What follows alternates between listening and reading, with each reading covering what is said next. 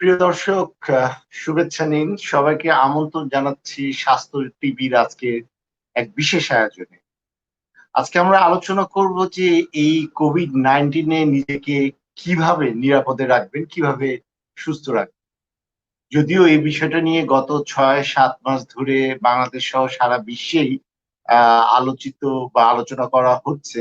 কিন্তু এরপরেও বিশেষ বললাম এই কারণে আজকে আমার সঙ্গে অতিথি হিসাবে এমন দুজন অতিথি উপস্থিত আছেন যার একজন বাংলাদেশের মিনিস্ট্রি অফ হেলথ এর আহ, স্বাস্থ্য খাতের একজন অন্যতম পলিসি নির্ধারক, নীতি নির্ধারক, এবং আরেকজন আমাদের বাংলাদেশি ডক্টরই যিনি বিদেশে কানাডায় মিনিস্ট্রি অফ হেলথ এর গভর্নমেন্টে কাজ করছে পলিসি নির্ধারক হিসাবে। অতএব এই দুজনের কাছ থেকে আমরা জেনে নিব যে কি কি পদক্ষেপ, কি কি স্ট্র্যাটেজি গ্রহণ করলে কিংবা কি কি করা হয়েছে যার ফলে আমরা মহামারী সহ যে কোনো কিছুই, জনস্বাস্থ্য বিষয়ক যে কোনো কিছুই আমরা মোকাবেলা করতে পারবো। আশা করি অনুষ্ঠানটি আপনারা দেখবেন শেষ পর্যন্ত, এবং আপনাদের কোনো প্রশ্ন থাকলে আমাদের নিচের যে কমেন্ট বক্সে আছে সেখানে অবশ্যই আপনারা আপনাদের প্রশ্নটি করবেন। আসুন প্রথমে পরিচয় করিয়ে দেই আমাদের আজকের দুজন অতিথির সঙ্গে। প্রথমে পরিচয় করে দিতে চাচ্ছি ইমার্জিং ইনফেকশাস ডিজিজ, যেটা আইইডি স্যারের একটি অংশ, এর প্রিন্সিপাল সায়েন্টিফিক অফিসার ডাক্তার এম সেলিমুজ্জামান।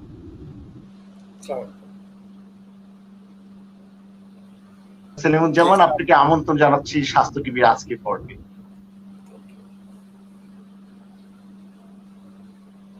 আসসালামু আলাইকুম। সেলিমুজ্জামান, আপনি শুনছেন নিশ্চয়ই? জি জি, সবাইকে শুভেচ্ছা এবং আসসালামু আলাইকুম।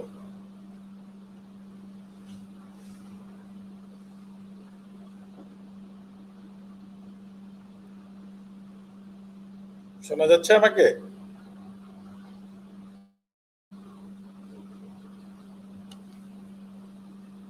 সবাইকে শুভেচ্ছা এবং আসসালামু আলাইকুম। সেলিম ভাই, জি শোনা যাচ্ছে? সেলিম ভাই, আমরা খুব, জি শোনা যাচ্ছে, স্পষ্ট শোনা যাচ্ছে। আমরা খুব আনন্দিত যে আপনি আপনার ব্যস্ততার মধ্যে আমাদেরকে সময় দিয়েছেন এবং আমাদের দর্শকদের এবং জনগণকে জানাবেন যে এই মহামারীতে তারা কিভাবে নিজেকে প্রোটেক্ট রাখতে পারবে, কিভাবে ভালো থাকতে পারবে।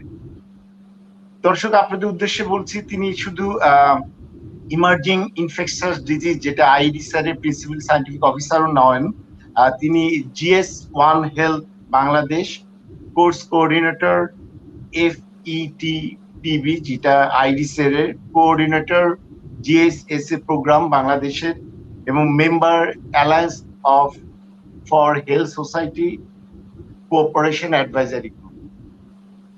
দর্শক, আরেকজন যিনি আমাদের সঙ্গে উপস্থিত আছেন, তিনি আমাদের বাংলাদেশি একজন চিকিৎসক, কিন্তু কাজ করছেন কানাডার আলবার্টা প্রদেশের মিনিস্ট্রি অফ হেলথের সিনিয়র পলিসি বিশ্লেষক হিসাবে। তিনিও একজন জনস্বাস্থ্যবিদ কিংবা আমরা যেটা পাবলিক হেলথ স্পেশালিস্ট বলি, ডাক্তার শাহরিয়ার মোহাম্মদ রোজেন।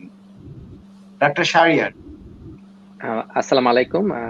সবাইকে ধন্যবাদ, স্বাস্থ্য টিভিকে ধন্যবাদ আজকে তাদের এই আয়োজনে আমাকে সম্পৃক্ত করার জন্য, এবং ফাহিম আহমেদ রূপম ভাইকে ধন্যবাদ, আর সেলিম ভাইকে ধন্যবাদ আপনার সময়ের ব্যস্ততার মধ্য থেকে আজকে আলোচনায় অংশগ্রহণ করার জন্য। শুরুতে বলছিলাম যে অনুষ্ঠানটি একটু বিশেষ বলতে চাচ্ছি এই কারণেই, যদিও COVID-19 বা করোনা নিয়ে আমরা নিজেকে কিভাবে প্রোটেক্ট করব, কিভাবে সচেতন থাকব, কিভাবে মানুষ আক্রান্ত হয়ে যায়, এই ব্যাপারটা নিয়ে বিস্তারিত আলোচনা তো গত ৬-৭ মাস ধরেই হচ্ছে। কিন্তু আপনাদের কাছ থেকে আমরা শুনতে চাইবো যে পলিসি লেভেলে কিভাবে আপনারা এই পরিস্থিতি মোকাবেলা করছেন, দুজন ভিন্ন ভিন্ন দেশ থেকে। প্রথমেই ডাক্তার সেলিমুজ্জামান ভাই, আপনার কাছে আসতে চাইবো, আজকে ২৯শে জুলাই কিভাবে মূল্যায়ন করছেন বাংলাদেশের করোনা পরিস্থিতিকে? ডক্টর ফাহিম, আপনাকে ধন্যবাদ, এবং ডক্টর শাহরিয়ার এবং অন্য যারা শ্রোতা আছেন সবাইকে শুভেচ্ছা। আমি কিছুটা পিছন থেকে, হ্যাঁ শোনা যাচ্ছে? সেলিম ভাই কি শুনতে পাচ্ছেন? হ্যাঁ আমি শুনতে পাচ্ছি। আপনারা কি শুনতে পাচ্ছেন আমাকে? হ্যালো। জি, আমরা শুনতে পাচ্ছি। হ্যাঁ। হ্যাঁ, ডক্টর ফাহিমের ওখানে ডিস্টার্ব করতেছে নাকি? হ্যাঁ, জি ভাই, আপনি বলেন, আমি শুনতে পাচ্ছি, আমিও ওকে, পার্টিসিপেট করব। ওকে। তো আমি একটু পিছন থেকে এই কথাটা বলতে চাচ্ছি যে আপনারা সবাই জানেন যে গত বছর 2019-এর ডিসেম্বরের শেষের দিকে উহান শহর, যেটা হুবে প্রভিন্স চায়নায়, ওখানকার চাইনিজ হেলথ কমিশন ডিক্লেয়ার করলো যে এমন কিছু বুকের রেসপিরেটরি ট্র্যাক্টে ইনফেকশন ধরা পড়ছে যেগুলি কোনো চিকিৎসা ভালো হচ্ছে না। এটারই পরবর্তী সময় দেখা গেল কি এটা public health emergency of international concern declare করলো ডব্লিউএইচও, এবং পরে এটা গ্লোবাল প্যান্ডেমিক হিসাবে ডিক্লেয়ার করা হলো। বাংলাদেশে প্রথম কেস দেখা গেল, শনাক্ত হলো 3টা একসঙ্গে, সেটা হচ্ছে 8ই মার্চ, এবং 18ই মার্চে আমাদের প্রথম মৃত্যুবরণ করলেন একজন এই করোনা ইনফেকশনে। এই প্রায় 4 মাস হয়ে গেল। এই 4 মাসে 3000-এর বেশি আমাদের মারা গেছেন, এবং টোটাল সংখ্যা হচ্ছে প্রায় 2,32,000। এবং যদি আমরা একটু বিশ্লেষণ করি, ইন্টারেস্টিংলি দেখা যায় যে যারা আক্রান্ত হচ্ছেন তাদের বয়স বেশিরভাগ হচ্ছে 21 থেকে 51-র ভিতরে, মানে 21 থেকে 51।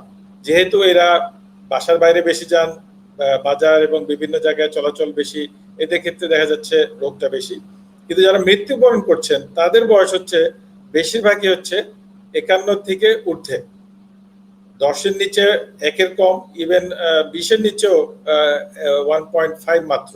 তো বেশিরভাগ দেখা যাচ্ছে কি মৃত্যুবরণ করতেছেন যারা বয়স্ক, যাদের অন্যান্য রোগ আছে যেগুলির কারণে জটিলতা আসে। এবং বাংলাদেশে এখনো দেখা যাচ্ছে কি প্রায় 70% পুরুষ এই রোগে আক্রান্ত হয়, এবং মৃত্যুতে দেখা যায় কি প্রায় 77% মৃত্যু হচ্ছে বাংলাদেশের যারা পুরুষ। এখন বাংলাদেশ গভর্নমেন্ট কিন্তু সেই ফেব্রুয়ারি থেকেই পুরোপুরি প্রস্তুত বিভিন্ন রকম ডকুমেন্টেশনের জন্য। আমরা প্রথমে জানুয়ারিতে বিভিন্ন রকম সরকারিভাবে বেসরকারিভাবে যেগুলি তথ্য ছিল সেগুলি আমরা সংগ্রহ করার চেষ্টা করি, ডব্লিউএইচও কে এবং অন্যান্য সংস্থা, সহযোগী সংস্থাকে এঙ্গেজ করি, এবং আমরা যেসব সংস্থা অথবা আমাদের দেশের এজেন্সিগুলিকে সম্পৃক্ত করতে হবে তাদেরকে আমরা সঙ্গে নিয়ে আসি, এবং কিভাবে national pandemic preparedness and response plan করতে হবে সে ব্যাপারে আমরা অলরেডি অন ফিল্ড ছিলাম। পাশাপাশি আমাদের যাতে ল্যাবরেটরি ক্যাপাসিটি এস্টাবলিশ করা হয় সেটাও বাংলাদেশ আরম্ভ করে।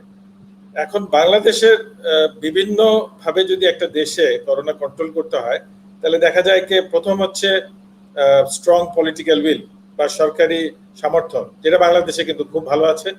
দ্বিতীয় হচ্ছে laboratory testing, contact tracing, isolation এবং কোয়ারেন্টাইন। সেই ক্ষেত্রে বাংলাদেশে কিছু চ্যালেঞ্জ লিমিটেশন আছে। এটা গ্লোবালি দেখা যায় যে আসলে টেস্টিং ফ্যাসিলিটির একটা সংকট হয়েছিল। 3 নম্বরে দেখা যাচ্ছে যে নন ফার্মাসিউটিক্যাল ইন্টারভেনশন, যেমন সোশ্যাল বা ফিজিক্যাল ডিস্টেন্সিং, পাশাপাশি হ্যান্ড ওয়াশ এবং মাস্ক ব্যবহার। এই ক্ষেত্রেও বাংলাদেশের জনগণকে কমিউনিটি পার্টিসিপেশন একটা চ্যালেঞ্জ ছিল। আমাদের সময় লাগছে জনগণকে সম্পৃক্ত করা এটার সঙ্গে, কারণ জনগণ যদি সম্পৃক্ত না হয় এই রোগ কন্ট্রোল করা খুব ডিফিকাল্ট হয়ে যায়। এবং যেটা লাস্টে হচ্ছে সেটা হচ্ছে আমরা চাই যে এটা যদি পুরো বাংলাদেশের সব লেভেলের লোকই যদি এই মেসেজটা এবং অ্যাওয়ারনেসটা ডেভেলপ করে তাহলে জিনিসটা কন্ট্রোল ইজি হবে। কিন্তু দেখা গেল বিভিন্ন ইন্টারভেনশন গণপ্রজাতন্ত্রী বাংলাদেশ সরকার সেই 26শে মার্চে আনার পরে কিছুটা রোগের সংখ্যা কম ছিল, কিন্তু পরবর্তী সময় ওই কন্ট্রোলটা কিন্তু আর থাকে নাই, যে কারণে বাংলাদেশে এখনো আপনারা দেখতেছেন যে ল্যাবরেটরি টেস্টের গড়ে 20 থেকে 23% হচ্ছে পজিটিভ।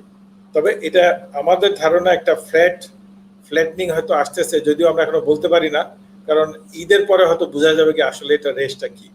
ধন্যবাদ। হ্যাঁ, ধন্যবাদ সেলিম ভাই। আপনি আসলে ওভারঅল বাংলাদেশের সিনারিওটা বললেন, যে আক্রান্তের হার বললেন এবং কারা মৃত্যুবরণ করছে এটা বললেন, এবং আমরা মোটামুটি এটাই জেনে আসছি যে ওয়ার্ল্ড ওয়াইড স্ট্যাটিস্টিক্সটা অনেকটা এইরকমই, যে এল্ডারলি পিপুলরাই মারা যাচ্ছে, এবং মোটামুটি এই 21 থেকে 51 যে গ্রুপটা বললেন তারাই বেশি আক্রান্ত হচ্ছে, যেহেতু তাদের সোশ্যালি তাদের বিভিন্ন ভাবেই তাদের যাতায়াত বা মেলামেশা করতে হয়, এটিও আপনি জানালেন। এবং বাংলাদেশ গভর্নমেন্ট যে সবাইকে নিয়ে এটা একটা প্রিপারেশন নিয়েছে সেটিও আপনারা জানালেন। আমরা এই বিষয়গুলো নিয়ে আপনার কাছ থেকে আরেকটু খুঁটিনাটি বিষয় জানতে চাইবো, কারণ আপনি একটি যে ব্যাপার বলেছেন যে খুব ইম্পর্টেন্ট হচ্ছে গিয়ে যে মানুষের পার্টিসিপেশন এবং অ্যাওয়ারনেস। যেটা কিনা এই মহামারীর জন্য অত্যন্ত গুরুত্বপূর্ণ। সেই জিনিসটা আরো কিভাবে স্ট্রং করা যায় বা বাংলাদেশ এখন কি অবস্থায় আছে সেটি নিয়েও জানতে চাইবো একটু পরে আপনার কাছে। তার আগে ডাক্তার শাহরিয়ার রোজেন, একটু জানতে চাইবো যে কানাডার কি অবস্থা এখন? আমরা যারা কানাডাতে বর্তমানে অবস্থান করছি, এখন করোনার যে সংক্রমণ যেটি ছিল সেটি আসলে কিন্তু কানাডা অনেকখানি সামলে উঠেছে। আপনারা জানেন যে আমরা আসলে ইউএস এর পাশাপাশি অবস্থান করছি, কারণে শুরু থেকেই কিন্তু অনেক একটি ভয় বা আতঙ্ক ছিল যে এখানে হয়তো অনেক ব্যাপক হারে করোনা ভাইরাস ছড়িয়ে যেতে পারে। কিন্তু আমরা শুরু থেকেই দেখেছি যে যখন এমনকি ইউরোপে এর সংক্রমণ শুরু হলো, সেই সময় থেকেই কিন্তু কানাডার একটি পরিকল্পনার জায়গা ছিল যে তারা কিভাবে এটি প্রতিরোধ করার ব্যবস্থা করবে। ফলে যেটি হয়েছে, তারা কিন্তু শুরুর দিকেই যে বর্ডার কন্ট্রোলের যে জায়গাটা, অন্যান্য দেশ থেকে যখন যারা আসছে অথবা ইউএস ক্রস করে, কারণ সেটি আরো বেশি বিপজ্জনক ছিল যারা আসছে, সে ব্যাপারে তারা কিন্তু প্ল্যানিং করেছিল এবং সে প্ল্যানটি কিন্তু ইমপ্লিমেন্টও করেছিল যে তাদেরকে বাধ্যতামূলক দেখা গেছে যে একটি নির্দিষ্ট দিন 14 দিন পর্যন্ত তাদেরকে কোয়ারেন্টাইনে থাকতে হচ্ছে। এবং আসলে আমাদের যে সুবিধাজনক একটি জায়গা আমরা পেয়েছিলাম সেটি হচ্ছে যে এখানের কানাডাতে জাতীয় পর্যায়ে এবং প্রাদেশিক সরকার, দুই সরকারের পক্ষ থেকে স্বাস্থ্যের বিষয়গুলো নিয়ন্ত্রণ করা হয়, কিন্তু নিয়ন্ত্রণ বেশি থাকে হচ্ছে প্রাদেশিক সরকারগুলোর হাতে। এবং দুইটি সরকারের সিদ্ধান্তগুলো এই বিষয়ে কিন্তু এসেছে মূলত যারা পাবলিক হেলথ এক্সপার্ট বা জনস্বাস্থ্য বিশেষজ্ঞ তাদের পক্ষ থেকে। কাজেই আমি যদি বলতে চাই যে আমি আসলে যে প্রদেশে অবস্থান করি, এখানকার স্বাস্থ্যমন্ত্রী একজন লয়ার, এখানকার ডেপুটি মিনিস্টার হচ্ছেন একজন অ্যাকাউন্টেন্ট। কিন্তু তারা কিন্তু যখন সিদ্ধান্তের বিষয়গুলো এসেছে, সিদ্ধান্তগুলো কিন্তু নিয়েছেন তারা chief medical officer of health নামে একজনের কাছ থেকে, যিনি জনস্বাস্থ্য বিশেষজ্ঞ, যার জনস্বাস্থ্যের উপর 25 থেকে 30 বছরের অভিজ্ঞতা রয়েছে এবং তাদের একটা নেটওয়ার্ক রয়েছে। কাজে এখানে যে সিদ্ধান্তগুলো হয়, এবং এমনকি আমি মন্ত্রণালয়ে যে কাজ করি, আমার কাজ হচ্ছে প্রতিনিয়ত মিনিস্ট্রিকে বা মিনিস্টার বা ডেপুটি মিনিস্টারকে তারা কি ধরনের সিদ্ধান্ত নিতে পারে সে সিদ্ধান্তর ব্যাপারে সহযোগিতা করা। তো আমাদের আলাদা রিসার্চ টিম থাকে, সার্ভেলেন্স টিম থাকে, ডেটা টিম থাকে। তো তাদের দেখা যায় যে সবার এই বিভিন্ন রকম অ্যানালাইসিসের ভিত্তিতে যে চিফ মেডিকেল অফিসার যিনি থাকেন তিনি পরামর্শ প্রদান করতেন, এবং তাদের পরামর্শের ভিত্তিতে কিন্তু বিভিন্ন প্রদেশ বা জাতীয় পর্যায় থেকে সিদ্ধান্তগুলো আসলে গ্রহণ করা হতো। ফলে যেটি হয়েছে যে এই বিষয়ে যারা অভিজ্ঞ রয়েছেন তারা অনেক আগে থেকে একটি পরিকল্পনা করতে পেরেছেন, এবং বাস্তবায়নের সময়টি যখন এসেছে তখন কিন্তু আমরা দেখেছি যে বাস্তবায়ন করা হয়েছে অনেক ভালোভাবে। এবং এখানে যে বিষয়টিকে অনেক গুরুত্ব দেওয়া হয়েছিল শুরু থেকে সেটি হচ্ছে যত বেশি পারা যায় টেস্টিং করা।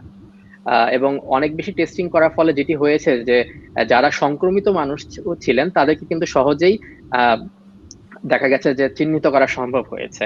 এবং যেহেতু এখানে আসলে শিক্ষার হার অনেক বেশি, এ কারণে দেখা গেছে মানুষ সচেতনও কিন্তু অনেক বেশি। কাজেই মানুষকে সচেতন করার জন্য, কিন্তু তার মানে এই নয় যে সরকারের পক্ষ থেকে সচেতন করার জন্য উদ্যোগ নিতে হয়নি। কারণ কিছুদিন আগে যেমন আমাদের সংসদে একটি আলোচনা হচ্ছিল, সেখানে বলা হচ্ছিল যে এই করোনা থেকে বাঁচার জন্য একটি সবচেয়ে দরকারি জিনিস হচ্ছে মানুষকে এটার উপর এডুকেটেড করা, তাদেরকে জানানো এটার উপরে। কিন্তু তারপরে এমন কিছু মানুষ থেকে যাবে যারা হয়তো নিয়মগুলো মানবে না, কিন্তু তাদের দ্বারা অন্যদের ক্ষতি হতে পারে। এই কারণে আসলে যে একটি পেনাল্টির ব্যবস্থা, অর্থাৎ কেউ যদি কোনো নিয়ম না মেনে চলে তাহলে শাস্তির বিধান করা, এবং সে শাস্তি আসলে প্রদান করা, দেখা যে মনিটর করা তারা আসলে নিয়মগুলো মেনে চলছে কিনা, সেটিও কিন্তু স্ট্রিক্টলি করা হয়েছিল। কাজেই যদিও সে পরিমাণ মানুষের সংখ্যা তুলনামূলকভাবে কম ছিল যারা নিয়ম মানছিল না, তাদের জন্য কিন্তু আমরা দেখতে পারি যে একটি শাস্তিমূলক বিধান ছিল এবং সেগুলো কিন্তু বাস্তবায়ন করা হয়েছে। ফলে যেটি হয়েছে যে আসলে শুধু মানুষের স্বতঃস্ফূর্ত অংশগ্রহণের বিষয়টি নয়, বরং একটি নিয়ন্ত্রণের বিষয় কিন্তু শুরু থেকেই ছিল। এ কারণে অনেক খারাপ অবস্থা থেকে কিন্তু আজকে আমরা সামলে উঠতে পেরেছি, এবং এখন কিন্তু সবকিছুই এখন অর্থনৈতিক কর্মকাণ্ডগুলো কিন্তু খুলে দেওয়া হয়েছে। এবং এখনো যে বিষয়টির উপর সবচেয়ে বেশি গুরুত্ব দেওয়া হচ্ছে এটা হচ্ছে পরবর্তী পর্যায়ে যে পরিকল্পনাগুলো, যে অবস্থা যদি বেশি খারাপ হয় তাহলে কেমন হতে পারে, বা নিয়মিত ভাবে আসলে অনেক বেশি টেস্ট করা যাতে করে বোঝা যায়। আগে একটা সময় ছিল যখন আক্রান্ত হলে, মানে কারো যদি কোনো সিমটম থাকতো বা জ্বর সর্দি কাশি থাকতো তাহলে তাদেরকে চিহ্নিত করা হতো। এখন আসলে কারো যদি কোনো সন্দেহ হয় তাকেও টেস্ট করা হচ্ছে, কারণ যেহেতু সংক্রমণের হার কমে এসেছে। এর ফলে যেটি হয়েছে যে আসলে টেস্টিং এর পরিমাণ এত বেশি আছে, কারোর মাঝে যদি সংক্রমণ থাকে সেটি কিন্তু আসলে জানা যাচ্ছে যে কোন জায়গাটিতে সংক্রমণ হচ্ছে। ফলে তারা কিন্তু টার্গেট করে সেই ব্যবস্থাগুলো নিতে পারছে, এবং এর ফলে অর্থনৈতিক কার্যক্রম কিন্তু খুলে দেওয়া বা চালিয়ে নেওয়াটা সরকারের পক্ষ থেকেও এখন সহজ হয়ে যাচ্ছে। কিন্তু তারপরও এত পরিকল্পনার পরও কিন্তু আমরা দেখতে পাচ্ছি যে গত 2 সপ্তাহ যাবত আমাদের কানাডাতে যে দৈনিক আক্রান্তের পরিমাণ ছিল সেটি কিন্তু আস্তে আস্তে বেড়ে চলছে। কাজেই একটি বিশেষজ্ঞরা বলছেন সম্ভাবনা রয়েছে যে এটি আবার হয়তো বা আরো বাড়তে পারে। এই জন্য বিভিন্ন দিক থেকে সতর্কতা অবলম্বন করা অত্যন্ত গুরুত্বপূর্ণ। তো এই হচ্ছে আজকে আসলে কানাডার অবস্থা। ধন্যবাদ ভাইয়াকে। ডাক্তার Shahriar, thank you so much. অনেকগুলো বিষয়ের প্রতি আলোচনা করলেন। আপনারা স্বাভাবিক অবস্থায় ফিরে যাচ্ছেন সেটিও বললেন, আবার কিছু কিছু আক্রান্তের সংখ্যাও বাড়ছে এটিও জানালেন, এবং একটা টিম ওয়ার্কের কথা জানালেন যে কিভাবে আপনারা কাজ করার চেষ্টা করেন। ডাক্তার এম সেলিমুজ্জামান ভাই, আপনার কাছে আসতে চাইবো যে আপনি তো বাংলাদেশের গভর্নমেন্টের সাথে, স্বাস্থ্য মন্ত্রণালয়ের সাথে সরাসরি কাজ করেন নীতি নির্ধারক পর্যায়ে। যেভাবে করে ডাক্তার শাহরিয়াররা, আমাদের বাংলাদেশি ডাক্তাররা কানাডায় কাজ করছে, আমাদের দেশের কর্মপরিধি বা প্ল্যানিংটা কিভাবে করে করা হয়?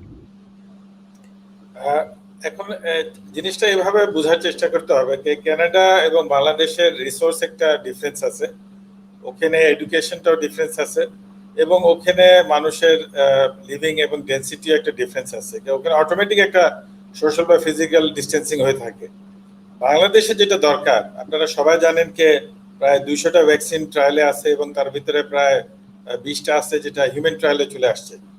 এটা হয়তো সামনে দেখতে পারবো, কিন্তু যে যাই বলুক আলটিমেটলি ডিসেম্বর জানুয়ারির আগে মনে হয় না, আই এম নট শিওর, তারপরে বলবো মনে হয় না আপনি সেফ এবং সিকিউর ভ্যাকসিনটা হাতে পাবেন। সেই জন্য আমি সবসময় বলে থাকি যে বাংলাদেশের মতো দেশে আমাদের দরকার হচ্ছে হার্ড অ্যাওয়ারনেস এন্ড এডুকেশন। যেরকম হার্ড ভ্যাকসিনেশন বলি, 70-80% 90% লোককে ভ্যাকসিন দিয়ে কভার করে দিব, মানুষের রোগ হবে না। আমাদের দরকার হচ্ছে হার্ড অ্যাওয়ারনেস এন্ড এডুকেশন, মানে আমার 70-80% মানুষকে আমাকে এডুকেট করতে হবে করোনাটা কি। এবং মজার ব্যাপার আপনাদেরকে আজকে বলি, যে করোনার কিছু এডুকেশনের প্রতিফলন কিন্তু অন্য রোগের ক্ষেত্রেও দেখা যাচ্ছে। যেমন এইবার আমরা বন্যার এক পর্যন্ত ডায়রিয়াও কম দেখছি, ইভেন আমরা ডেঙ্গুও কম দেখছি, আমরা ইনফ্লুয়েঞ্জাও কম দেখছি, কারণ এগুলির ওই hand wash, mask use, distancing এগুলিতেও প্রযোজ্য। তো আমার মনে হয় বাংলাদেশের মতো দেশে আমরা এর উপর জোর দিতে পারি, এবং অলরেডি আপনারা জানেন কি আমাদের মাননীয় প্রধানমন্ত্রীর নির্দেশে আমাদের স্বাস্থ্য মন্ত্রণালয় বাধ্যতামূলক করেছে মাস্ক ব্যবহার করাটা, এবং ঈদের পরে এটা নিয়ে অনেক জোরসোরে মানুষ নামবে, এবং বলে দিয়েছে যে জনগণ ইউজ করবে কাপড়ের মাস্ক 3 লেয়ারের, আর যেটা মেডিকেল মাস্ক থাকবে বা N95 জাতীয় মাস্ক সেটা ইউজ করবে যারা ডাক্তার অথবা যারা সরাসরি রোগীর সঙ্গে সম্পৃক্ত। সুতরাং আমরা যদি জনগণকে সঙ্গে নিয়ে সম্পৃক্ত করে অংশগ্রহণমূলক ভাবে অ্যাওয়্যার এবং এডুকেট করতে পারি, আমার মনে হয় আমাদের কিন্তু জনগণই একটা শক্তি। আমরা ওয়েট করতে পারবো অন্যান্য বিষয়ে যেগুলো হয়তো আমাদের দেশে কম, এবং আপনারা হয়তো চিন্তা করবেন যে বাংলাদেশে ইনভেস্টিগেশন বা ল্যাব টেস্ট এত কম কেন ইদানিং। আমরা খেয়াল করে দেখছি যে অনেক লোক এখন ঢাকার বাইরে চলে গেছে, অনেক লোক আছে যারা মনে করে যে না টেস্টের দরকার নেই, আমি বাসায় থেকেই চিকিৎসা করতে পারি, কারণ আমরা জানি 80% ইমপ্রুভ করে যায়। অনেক লোক মনে করে যে যদি আমি এমনিতে ইমপ্রুভ থাকি তাহলে অযথা হ্যাসেলে যাওয়ার দরকার নেই। সো ফ্যাসিলিটি 81টা সেন্টারে আছে, কিন্তু এখন অনেকেই আসে না বলে আসলে টেস্টিংটা হয় না। বাংলাদেশের জন্য এটা একটা বিরাট ব্যাপার যে আমরা এতগুলি টেস্ট এই রিসোর্সের ভিতরে করতে পারি। আমরা তো ইউরোপ আমেরিকার সঙ্গে তুলনা করি না, কারণ ওদের রিসোর্স আমাদের থেকে অনেক অনেক গুণ বড়, পারহ্যাপস কানাডা বোধহয় 50 গুণ বড় বাংলাদেশ থেকে। সুতরাং বুঝতেই পারতেছেন যে এরপরেও জনগণই হচ্ছে আমাদের স্ট্রেংথ, তাদেরকে নিয়ে আমাদেরকে নামতে হবে, এটা কোনো বিকল্প নাই। ধন্যবাদ। সেলিম ভাই, আপনার কাছে জানতে চাইবো যে আপনারা দুজনেই কিন্তু কমিউনিটি পার্টিসিপেশনের কথা বলেছেন, অর্থাৎ জনগণরা যাতে এই টোটাল প্রক্রিয়াটার সাথে সম্পৃক্ত থাকে, তারা যেন এই ব্যাপারটা সঠিকভাবে সায়েন্টিফিক ইনফরমেশন পায়, সচেতন হয়, এবং সাথে সাথে আপনারা দুজনই বললেন যে এটাকে একটা ল এনফোর্সমেন্টের ভিতরে আনতে হবে এই মাস্ক ব্যবহারের ক্ষেত্রে বা কিছু। একটু ডাক্তার শাহরিয়ার, আপনার কাছে আসতে চাইবো, কানাডায় এই জিনিসটাকে বাধ্যতামূলক ভাবে মেনটেন করার জন্য আপনারা কিভাবে প্রচার করেন, এবং এই ক্ষেত্রে ল এনফোর্সমেন্ট গ্রুপের সাহায্যটা আপনারা কিভাবে পান? কতখানি ইমপ্লিমেন্টেশনে আপনাদের এটার কোনো সমস্যা আছে কিনা? এখানে ধন্যবাদ ফাহিম আহমেদ রূপম ভাইয়া প্রশ্নটি করার জন্য।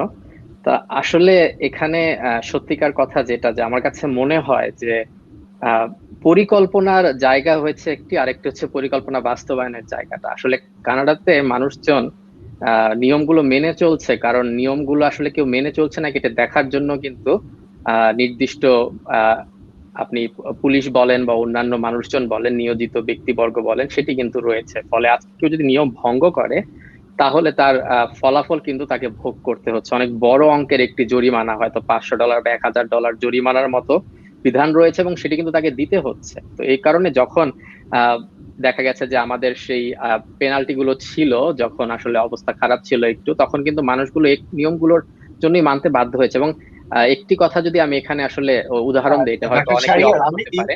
একটু ডাক্তার শাহরিয়ার ইন্টারাপ্ট করব। জি। আমার মনে হয় আপনি একটু ক্যামেরায় আসুন, এটা সামহাও এটা ইয়ে হয়ে গেছে, ব্ল্যাক হয়ে গেছে। এখন কি দেখতে পাচ্ছেন? আমি অবশ্য দেখতে পাচ্ছি আমাকে। হ্যাঁ, যেটা যেটা যেটা অলরাইট, যেটা আপনি বলছি, জি, যেটা বলছিলাম ফাহিম আহমেদ ভাইয়া, যে এখানে যে বিষয়টা আমি একটি উদাহরণ দিই, এটা উদাহরণটা দিলে আসলে হয়তো বা অনেকে অবাক হবেন, যে আমাদের কানাডাতে কিন্তু সাধারণত জিনিসপত্র চুরি হয় কম, কিন্তু তার মানে এই না যে কোনো কিছু চুরি হয় না। রাস্তায় সাইকেল রাখলে কিন্তু সাইকেলের চাকা চুরি হয়েছে। তাহলে সাইকেলের চাকা চুরি হচ্ছে কেন? কারণ আমি যদি আজকে রাস্তায় একটা গাড়ি রেখে দিই, গাড়ির কিন্তু একটা আইডি নাম্বার থাকে, গাড়ি চুরি করে কেউ নিয়ে যেতে পারবে না। আজকে একটি মোবাইল ক্যামেরা চুরি করে কেউ নিয়ে যেতে পারবে না, সেগুলো ট্র্যাক করে ধরা যাবে, কিন্তু সাইকেল কিন্তু ট্র্যাকিং করা যায় না। এই জন্য কিন্তু সাইকেল চুরি হয়, সাইকেল বেঁধে রাখলে অনেক সময় সাইকেলের চাকাও চুরি হয়ে যায়, সাইকেলের সিট চুরি হয়ে যায়। তো এটা একটা গুরুত্বপূর্ণ বিষয় হচ্ছে যে সব জায়গাতেই কিন্তু মানুষ থাকবে যারা আসলে নিয়মটা মানতে চায় না, অথবা সুযোগ পেলে সেই সুযোগের অপব্যবহার করতে চায়। তো এই জন্য আমার কাছে যেটা মনে হয় যে আসলে এখানে মানুষ যখন দেখে যে তদারকি করা হচ্ছে, তখন একজনকে দেখে 10 জন সতর্ক হয়ে যায়। এবং আজকেও কিন্তু আমরা দেখেছি যে সেলিম ভাই বললেন যে আহ, আমাদের দেশে কিন্তু মাস্কের ব্যাপারে যে পরিপত্র যেটি জারি করা হয়েছে, এবং সেগুলোতে কিন্তু বলাও হয়েছে যে আহ, মানে যদি শপিং মলের ক্ষেত্রে হয় তাহলে দেখা যায় সে জায়গার স্থানীয় প্রশাসন অথবা যারা নিযুক্ত সংশ্লিষ্ট কর্তৃপক্ষ ব্যবস্থা নিবে, অথবা মসজিদের ব্যাপারে সেভাবে বলা হয়েছে, গার্মেন্টস এর ক্ষেত্রে সেভাবে কিন্তু বলা হয়েছে। এখন যদি আসলেই ব্যবস্থাটি নেওয়া হয় তাহলে কিন্তু দেখা যাবে যে একটি নিয়ম ভঙ্গের ব্যবস্থা নেওয়ার জন্য কিন্তু আরো 50 জন মানুষ সতর্ক হয়ে যাচ্ছে। কাজে আমার কাছে মূলত মনে হয় যে এই বিষয়টির উপরই আজকের বাইরের যে দেশগুলো আছে সেগুলোর অনেক সার্থকতা, আসলে যে সাকসেসফুল হয়েছে তার একটি বড় কারণ হচ্ছে তারা পরিকল্পনা করেছে, পরিকল্পনার বাস্তবায়নও করেছে, এবং বাস্তবায়নের পাশাপাশি তারা কিন্তু যখন বলেছে যে এই নিয়ম কেউ ভঙ্গ করতে পারবে না, তখন কিন্তু নিয়ম ভঙ্গ করলে তার বিপক্ষে কিন্তু ব্যবস্থাও গ্রহণ করেছে। ফলে যেটি হয়েছে, মানুষের সচেতনতার বিষয় আছে, পাশাপাশি মানুষ কিন্তু বুঝতে শিখেছে যে না, এটা কিন্তু করা যাবে না। আমার কাছে মনে হয় এই বিষয়টি হচ্ছে গুরুত্বপূর্ণ। যখন একটি শাস্তির বিধান থাকবে অথবা সেটি বাস্তবায়ন করা হবে, তখন মানুষ আসলে তার জায়গা থেকে এমনিতেই সতর্ক হয়ে ওঠে। তার মানে কানাডার মতো একটি যেটি বললেন আপনি, যে শিক্ষিত কান্ট্রিতে সচেতন ইয়ে মানুষ যেখানে অনেক আছে, সেখানে পরিকল্পনা বাস্তবায়ন দুইটা সমান তালেই চলে। ডাক্তার সেলিমুজ্জামান, আমরাও তো পরিকল্পনা করি, কিন্তু এই ক্ষেত্রে আমাদের বাস্তবায়নের ক্ষেত্রে আমাদের কি অবস্থা? আমরা কি কানাডার মতো উন্নত দেশের সাথে নিজেদেরকে ভাবতে পারি? খুবই থ্যাংক ইউ ডক্টর ফাহিম, আপনি খুবই একটা $1,000,000 কোয়েশ্চেন করলেন। দেখা যাচ্ছে কি বাংলাদেশের আপনার জনগণের গঠন অবস্থান এবং বাংলাদেশের মানুষের শিক্ষার কি ধরনের, এবং বাংলাদেশে মানুষ কি কি জিনিস সিরিয়াসলি নেয়, অনেক কিছু আসলে বিবেচনার বিষয়। কানাডা কিন্তু সেই 2009-এর এক্সপিরিয়েন্সে আছে, যখন ইনফ্লুয়েঞ্জা হয়েছিল। বাংলাদেশে কিন্তু ইনফ্লুয়েঞ্জা ওই পরিমাণে আসেনি। সো কানাডার পাবলিক হেলথের এক্সপিরিয়েন্স একটু ভিন্ন। আমাদের ওই এক্সপিরিয়েন্স ওই লেভেলে নাই যে আমরা চট করে সেটা বলতে পারবো। তবে তবে আমাদের জনগণ কিন্তু আপনি যদি সম্পৃক্ত করতে পারেন, আমি বলবো না যে বাংলাদেশে আপনি ফাইন করে জিনিসটা করতে পারবেন, বরঞ্চ আমি যদি এইভাবে বলি যে আমি মাস্ক পরবো, আমার দায়িত্ব আমি নিজেকে নিরাপদ রাখবো, আপনাকে নিরাপদ রাখবো। সুতরাং আপনার দায়িত্ব হচ্ছে আপনি নিজেকে নিরাপদ রাখবেন এবং আমাকে নিরাপদ রাখবেন। তাহলে কিন্তু বেশি লোকের তদারকি লাগে না। এবং আমাদের যদি ওই তদারকি করতে গিয়ে আবার আরেকটা কমিটি করতে হয়, আরেকটা টাস্কফোর্স করতে হয়, তাহলে কিন্তু ওই কমিটি আর টাস্কফোর্স কি হবে, তদারকি কিন্তু হবে না। সুতরাং আমাদের মাইন্ডসেটটা একটু চেঞ্জ আনতে হবে। এই জন্য আমি বারবার বলতেছি যে যেসব দেশের সাকসেস স্টোরি, সেটা আপনি থাইল্যান্ড বলেন, সিঙ্গাপুর বলেন, ভিয়েতনাম বলেন, কোরিয়া বলেন, বা অস্ট্রেলিয়া বা নিউজিল্যান্ড, ওখানে কিন্তু কমিউনিটি ইন্টারভেনশন এবং রেসপন্সিবিলিটি খুব জরুরি। যে কারণে আমি বলি যে আমরা যে হার্ডের কথা বলি, HERD, নট শক্ত, মানে অনেক, সেই হার্ড অ্যাওয়ারনেস এডুকেশন বাংলাদেশের সময় চলে আসছে। কারণ আমরা ভ্যাকসিন পাইতেও সময় লাগবে, ওষুধ যেগুলি আসতেছে সেগুলি অনেক এক্সপেন্সিভ, এবং আমরা একই সঙ্গে যদি কয়েকটা রোগকে প্রতিরোধ করতে পারি তাহলে আমার মনে হয় এইটাই একটা ভালো সুযোগ। এর থেকে ভালো সুযোগ নাই যে জনগণকে আমরা সম্পৃক্ত করতে পারি। এবং আপনারা জানেন যে বাংলাদেশের জনগণ যদি একসঙ্গে আসে, অ্যাওয়্যার হয় এবং এডুকেটেড হয় কোনো বিষয়, মানে সাকসেসের কোনো বিকল্পই নাই। Thank you. আমাদের তো একটা খুব ভালো মডেল আছে যে ইপিআই বা সম্প্রসারিত টিকাদান কর্মসূচি। ইপিআই নিয়ে বাংলাদেশে তো একটা উৎসবের মতো হয়ে যায়, সব অভিভাবকরা তাদের বাচ্চাদের নিয়ে ছুটে যেতে বাচ্চাকে নিকটস্থ টিকাদান কেন্দ্রে টিকা দেওয়ার জন্য। এরকম কিন্তু অনেক উদাহরণ বাংলাদেশের মধ্যে আছে। সো আমরা চাই যে এই যে আপনারা যেটা চেষ্টা করছেন যে কমিউনিটি পার্টিসিপেশন অ্যাওয়ারনেস এর যে বিষয়টা, নিশ্চয়ই এটাতে আমরা খুব অদূর ভবিষ্যতেই সফল হব। ডাক্তার শাহরিয়ার, আপনার কাছে একটু আসতে চাইবো। কিছুক্ষণ আগে আপনি বলছিলেন যে আপনারা কিন্তু এই অদূর ভবিষ্যতেও কি হতে পারে সেটা নিয়ে আপনারা প্ল্যান করছেন, এবং কোথা থেকে কিভাবে কার সাহায্য সহযোগিতা পাবেন বা নিবেন সেটি নিয়েও আপনারা প্ল্যানিং পর্যায়ে আছে। এই ব্যাপারটা একটু বলুন। এখানে ধরেন শুধু শুধু আসলে কানাডাতেই না, আসলে অধিকাংশ দেশ যেটি করেছে যে তারা যখন তাদের অর্থনীতিকে খুলে দিল তার আগে তাদের একটি নির্দিষ্ট প্ল্যান ছিল যে যদি সংক্রমণের হার কত হলে আসলে তারা কোন ব্যবসা প্রতিষ্ঠানগুলো খুলে দিবে, বা একটা রেস্টুরেন্ট যদি খুলে দেয় সেখানে যদি মানে কোন প্রতিষ্ঠানগুলো খোলা হবে, কোন প্রতিষ্ঠানগুলো খোলা হবে না, শিক্ষা প্রতিষ্ঠান রয়েছে, ব্যবসায়িক প্রতিষ্ঠান রয়েছে, এরকম একটি সুনির্দিষ্ট পরিকল্পনা ছিল। এবং তারা কিন্তু মনিটরিং ও করেছে যে আসলে কতজন দৈনিক সংক্রমণের হার কতটুকু হচ্ছে, অথবা যদি আরো দেখা যায় যে হাসপাতালে ভর্তির পরিমাণ আসলে কি পরিমাণ হচ্ছে, তার উপর ভিত্তি করে কিন্তু তারা পরবর্তী সিদ্ধান্তগুলো নিয়েছে। এখনো কিন্তু তারা শুধু এটি কানাডা না, অধিকাংশ দেশই, এখানে উন্নত দেশ রয়েছে প্লাস উন্নয়নশীল দেশ রয়েছে, তারা কিন্তু দৈনিক সংক্রমণের হার অথবা যে সমস্ত দেশে দেখা যাচ্ছে যে টেস্টিং পর্যাপ্ত পরিমাণ হচ্ছে না, তাদের পার্সেন্ট পজিটিভিটি অথবা 100টি টেস্ট করা হলে আসলে কতগুলো পজিটিভ আসছে তার উপর ভিত্তি করে কিন্তু তারা দেখা যাচ্ছে যে সিদ্ধান্ত নিচ্ছে যে আমাদের কতটুকু সতর্ক অবস্থায় চলতে হবে বা সতর্ক অবস্থায় চলতে হবে না। সেলিম ভাই কিন্তু চমৎকার কথা বলেছেন যে আসলে কানাডার সাথে বাংলাদেশের তুলনা করাটা আসলে কিন্তু একটু কঠিন হয়ে যায়, কারণ এখানকার ডেমোগ্রাফির কথা যদি আমরা চিন্তা করি, মানুষজনের শিক্ষা বা অন্যান্য নিয়ম কানুন মেনে চলার প্রবণতা যদি চিন্তা করি, কাজে আসলে ভিয়েতনামের মতো দেশগুলো বাংলাদেশের জন্য কিন্তু একটি ভালো উদাহরণ হতে পারে। এবং ভিয়েতনামের দিকে যদি আমরা তাকাই তাহলে কিন্তু আমরা দেখবো ভিয়েতনাম কিন্তু শুরু থেকেই প্রচুর টেস্ট করেছে, এবং সেখানে কিন্তু ভিয়েতনামে কিন্তু অ্যান্টিজেন বেস টেস্ট করা হয়েছে, যেটি আসলে অ্যান্টিবডি টেস্টের যে ভিন্ন। আমরা গণস্বাস্থ্য কেন্দ্র থেকে দেখেছিলাম অ্যান্টিবডি টেস্টের কথা উঠেছিল, সেটি আসলে আসলে কতটুকু কাজে লাগবে প্রশ্নবিদ্ধ হতে পারে, কিন্তু অ্যান্টিজেন বেস টেস্টিং কিন্তু অনেক বেশি করছে, যেমন ভিয়েতনাম প্রচুর করেছে, ইন্ডিয়াতে এখন হচ্ছে। এখন বাংলাদেশের ক্ষেত্রে যদি অ্যান্টিজেন বেস টেস্টিংটা করা হয় সেক্ষেত্রে কিন্তু দেখা যাবে যে অনেক বেশি সংক্রমণের পরিমাণটা কিন্তু মানুষ বুঝতে পারবে। যেমন WHO যদি রিকমেন্ডেশনের দিকে তাকায়, যেটি আসলে সবগুলো দেশই মেনে চলে, তারা কিন্তু বলেছে যে যখন দেখা যাবে যে কোনো দেশের পার্সেন্ট পজিটিভিটি বা 100টা টেস্টের ভিতরে অনেক বেশি টেস্ট পজিটিভ আসছে, তার মানে হচ্ছে অনেক সংক্রমিত মানুষকে কিন্তু চিহ্নিত করা যাচ্ছে না।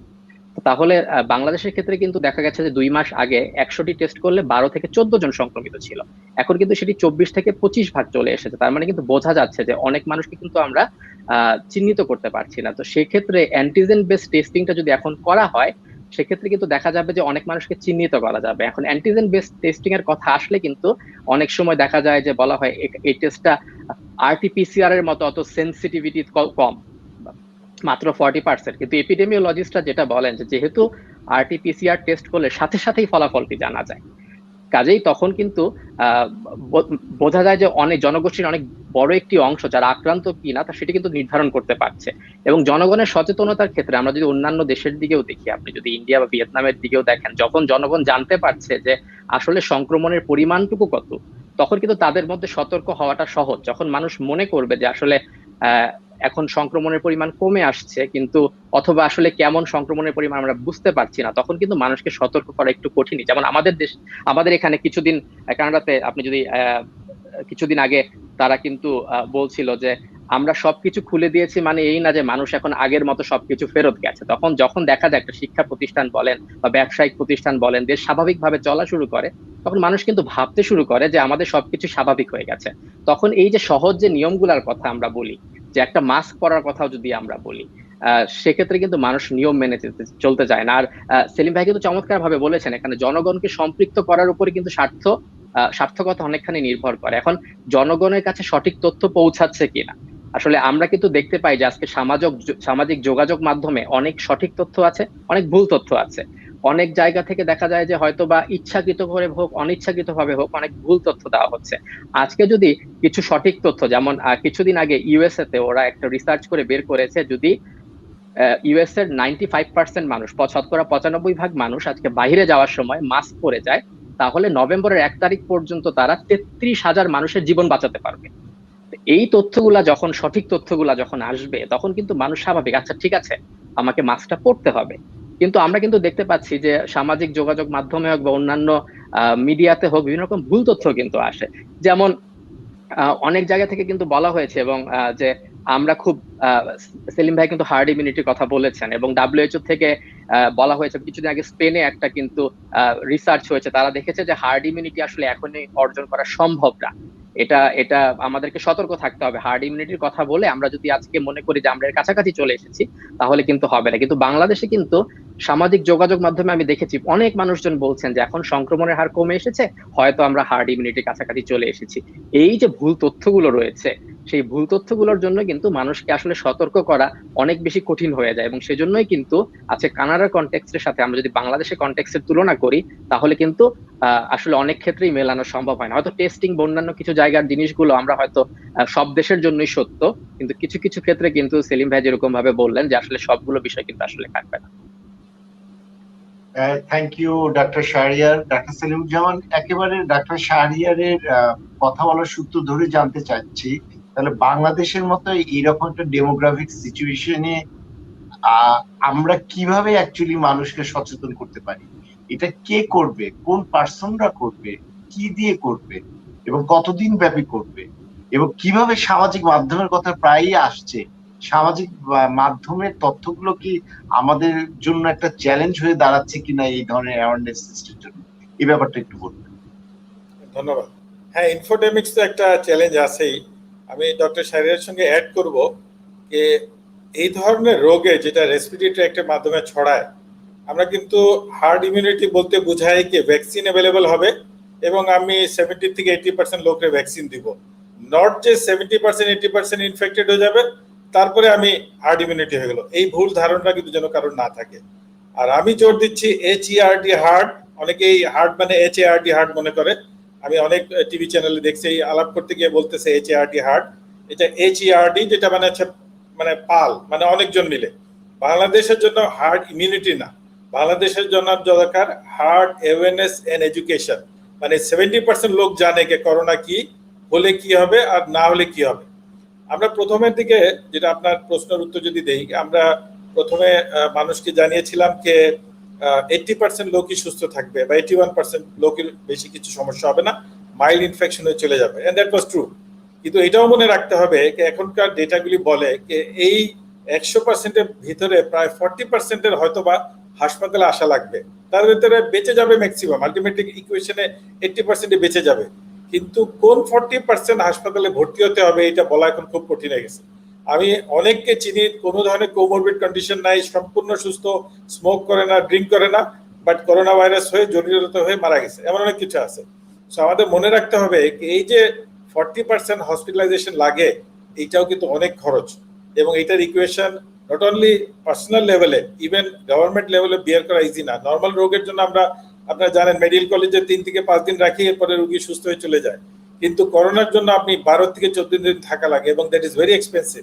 সেই কারণে আমি যদি মানুষকে বুঝাইতে পারি যে দেখো তোমার যদি করোনা হয় তাহলে তুমি অসুস্থ হয়ে যে চিকিৎসা নিতে হয় বাসায় বেরোতে পারবে না 2-3 সপ্তাহ, অথবা হাসপাতালে, তাতে এতদিনের তোমার যে অর্থনৈতিক অর্জন অথবা তোমার যে একটা স্বাচ্ছন্দ্য অবস্থা সেটা কিন্তু নষ্ট হয়ে যাবে, তুমি কিন্তু আবার অর্থনৈতিকভাবে দুর্বল হয়ে যাবে। তাহলে কিন্তু শুনবে। আর তাকে যদি বলেন যে তোমার করোনা হলে কিন্তু বিপদ, তোমার করোনার জন্য না হয়, ও তো মনে মনে জানে 80% তো কিছুই হবে না, কি সব বলে এটা, আমি তো ভালোই থাকবো। তাকে কিন্তু রিয়েল টাইম কিছু দেখিয়ে উদাহরণ বলতে হবে। বাংলাদেশে কিন্তু এটাই প্রযোজ্য। কানাডা আপনার বলা লাগবে না, কারণ ওয়েলফেয়ার স্টেট, ওখানে ওর কোনো টাকা পয়সা না থাকলেও কানাডা আমেরিকা $1 ট্রিলিয়ন খরচ করতেছে, ওদেরকে পকেটে ব্যাংকে টাকা দিয়ে দেয়। বাংলাদেশে কিন্তু সম্ভব না। সেজন্য আমাকে যদি সামাজিকভাবে মানুষকে সম্পৃক্ত করি আমি, তোমার ক্ষতিটা কোথায় হবে এবং কিভাবে তুমি তোমাকে ভালো রাখতে পারবা, তাহলে কিন্তু মানুষ বুঝবে। কারণ অর্থনৈতিক জিনিসটা বাংলাদেশের জনগণের কাছে একটা ভেরি ইম্পর্টেন্ট থিং, এবং ওইটার উপরে জোর দিতে হবে। এখন আপনি যদি বলেন কিভাবে সম্পৃক্ত করবো আমাদেরকে, বাংলাদেশের হেলথ সিস্টেম একটা ইউনিক জিনিস হচ্ছে কি, আমাদের একদম আপনি এই মুহূর্তে 10 মিনিটের মধ্যে যদি জানতে চান যে মনে করেন গাইবান্ধায় কোনো নির্দিষ্ট গ্রামে কোনো নির্দিষ্ট বাসায় ডায়রিয়া রোগী কয়জন আছে, আপনাকে আধা ঘন্টা আমি জানা দিতে পারবো। কারণ আমাদের উপজেলা হেলথ কমপ্লেক্স আছে, আমাদের ওখানে কমিউনিটি ট্রিটমেন্ট সেন্টারগুলি আছে, এবং আমাদের ওখানে হেলথ অ্যাসিস্ট্যান্ট আছে, স্যানিটারি ইন্সপেক্টর আছে। ওরা সঙ্গে সঙ্গে চলে যাবে গ্রামে, সঙ্গে সঙ্গে খবর নিবে, সঙ্গে সঙ্গে আপনাকে জানাই দিবে। ইভেন অনেক উন্নত দেশেও কিন্তু এটা নাই। সো আমাদের এতদিন যে স্যানিটারি ইন্সপেক্টর, হেলথ এডুকেটর যারা উপজেলা পর্যায় পর্যন্ত আছে, তাদের আমার মনে হয় আন্ডার ইউটিলাইজেশন হচ্ছে। তাদেরকে আমরা যদি অডিও ভিজুয়াল এইড দেই, এবং তারা জনগণের কাছে অনেক ক্লোজ, আমাদের ডাক্তারদের থেকেও বেশি ক্লোজ। আমার মনে হয় ওরা হাটে ঘাটে মাঠে চা খাওয়ার সময়, বসার সময় সব জায়গায় এগুলি প্রচার করতে হবে, দেখাইতে হবে। হ্যাঁ, আপনি পত্রিকায় দেখাচ্ছেন, পত্রিকার ভিতরে কয়জন এটা দেখে, আপনি টিভিতে দেখাচ্ছেন, ওই সময় টক শোটা রাত্রে কয়জন গ্রামে শুনে। সুতরাং এটা আপনাকে ওই অডিও ভিজুয়ালে এটা আনতে হবে। আমি যদি ওনাদের কাছে না যাই, ওরা কেন আমার কথা শুনবে? ওরা তো জানে এটা হয়তো বা বড় লোকেরই হচ্ছে।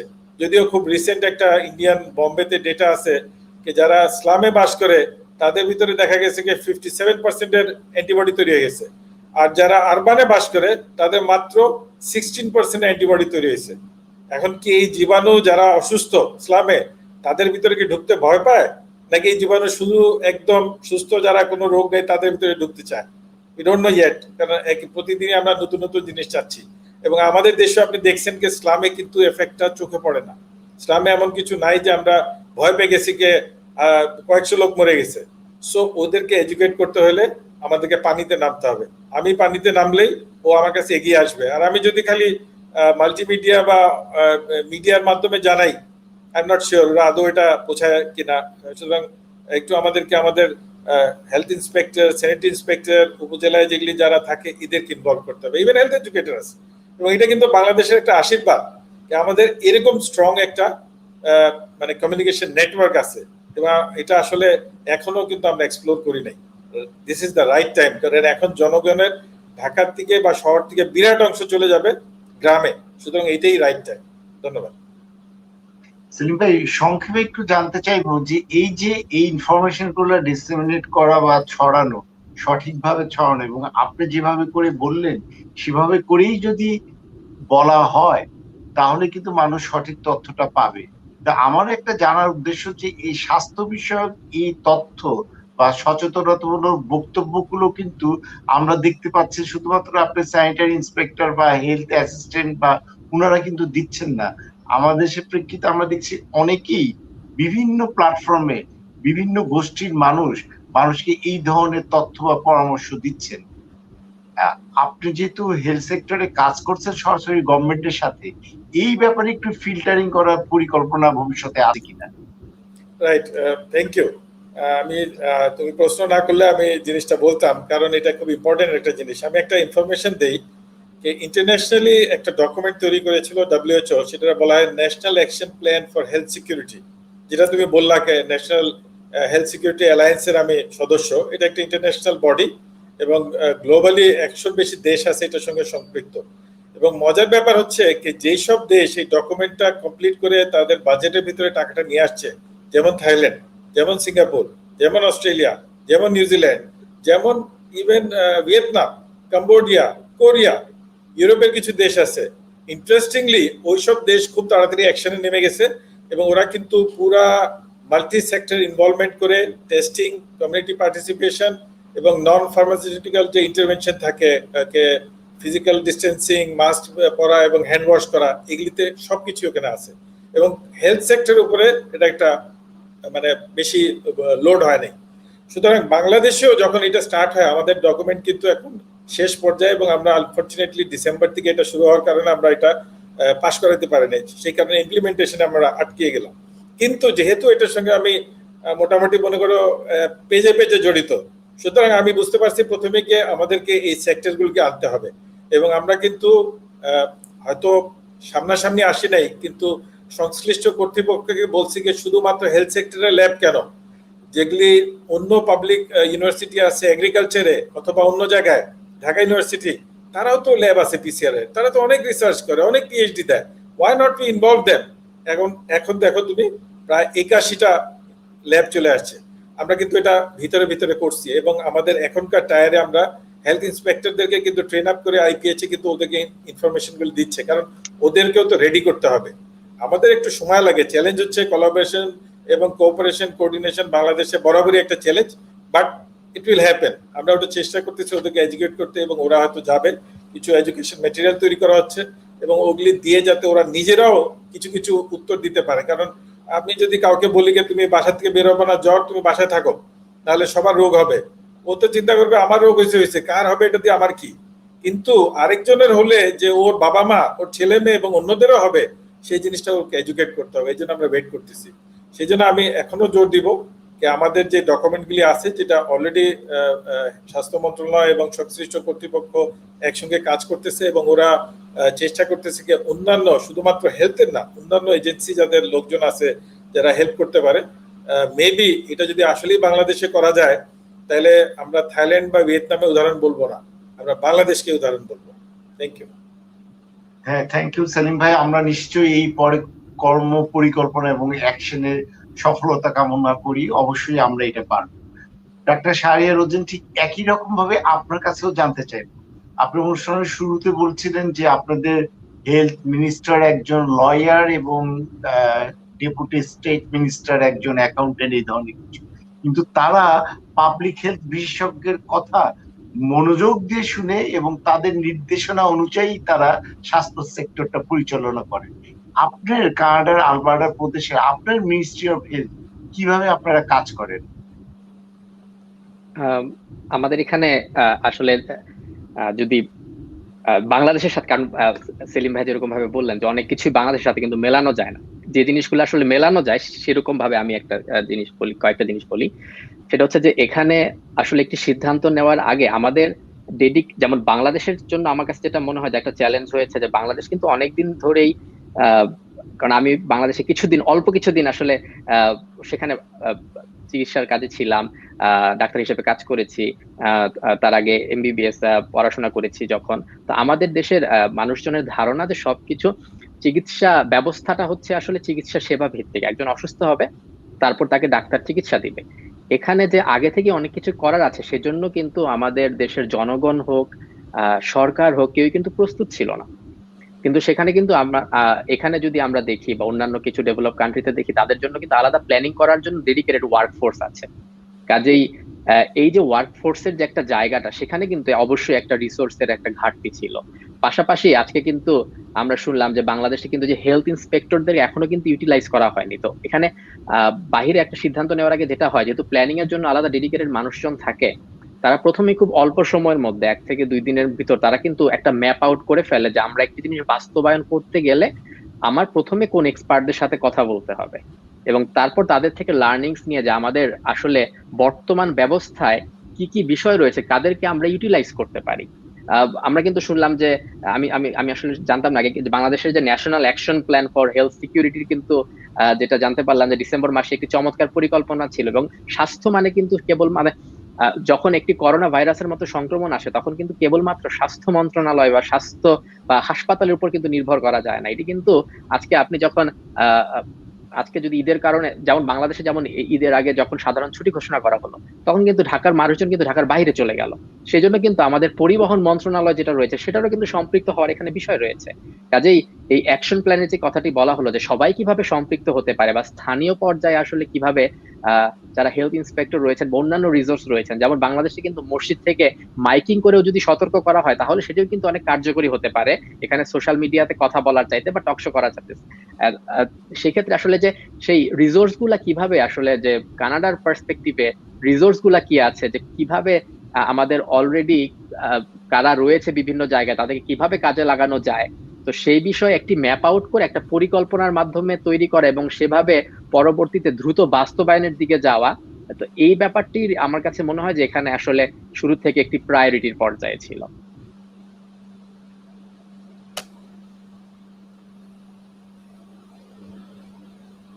তো আমরা ফাইম ফাইম আহমেদ ভাইয়া কি আছেন আমাদের সাথে? আচ্ছা, আমি তাহলে কথা কন্টিনিউ করি। আমার কাছে আর যেটা মনে হয়েছে যে আসলে যে এখানে আমরা যারা কানাডাতে অবস্থান করছি বা প্রবাসী বাংলাদেশি আছে, এখানে আমি একটি উদাহরণ দিতে পারি যে আমাদের বাঙালিদের মধ্যে আমার এক বন্ধু, সে কিন্তু ফার্মাসিতে কাজ করার ফলে আক্রান্ত হয়েছিল এবং সে যখন আক্রান্ত হয়েছিল তখন কিন্তু তাকে মানসিকভাবে অন্যরা কিন্তু সহযোগিতা করেছে। অন্যরা কিন্তু নিয়মিতভাবে যোগাযোগ করেছে, তার বাসার বাইরে খাবার রেখে এসেছে, বাসায় ঢোকেনি কারণ সেক্ষেত্রে সংক্রমণের সম্ভাবনা থাকে। কাজে কোনো স্টিগমা কিন্তু ছিল না যে আজকে একজন আক্রান্ত হয়েছে তাকে যদি আমরা পৃথক করে দেই সেটা করা দরকার, এরকম কোনো চিন্তা ভাবনা কিন্তু ছিল না। কাজে এই ধরনের চিন্তা ভাবনাটা আমার মনে হয় খুব জরুরি, যে এই রোগটাকে অতিরিক্ত ভয় না, হ্যাঁ ভীতি থাকতে হবে যে এই রোগ থেকে আমাকে বেঁচে থাকতে হবে, কিন্তু আতঙ্কগ্রস্ত হওয়া যাবে না। ফলে আতঙ্কগ্রস্ত হলে অনেক সময় দেখা যায় যে আমরা একটি সামাজিক একটি যে স্টিগমার বিষয় চলে আসে, যে না তখন মানুষ প্রকাশ করতে চায় না, কিন্তু যে আমার আজকে জ্বর লাগছে, আমি টেস্ট করলে যদি মানুষ জানে আমার ঘরে করোনা আছে তাহলে তো মানুষ আমাদের এখানে আসতে চাবে না বা আমি এক ঘরে হয়ে যাব। তো এই ব্যাপারটিও মনে হয় খুব গুরুত্বপূর্ণ, যাতে এভাবে দেখা না হয় যে আতঙ্ক যাতে কাজ না করে, কিন্তু মানুষের মাঝে যাতে যতটুকু ভীতি থাকা প্রয়োজন যে একটি রোগ, যে রোগটা হলে যে কারোই দেখা যেতে পারে যে অধিকাংশ মানুষ সুস্থ হবে কিন্তু কিছু মানুষ কিন্তু আবার অসুস্থ হয়ে যেতে পারে। কাজেই এমন ভাবে থাকতে হবে যাতে করে আমার এই রোগ আগে থেকেই না হয়। এই বিষয়টিও মনে হয় যে যে পরিমিত পরিমাণে যদি ভীতি থাকাটা আসলে প্রয়োজন, আতঙ্ক নয়।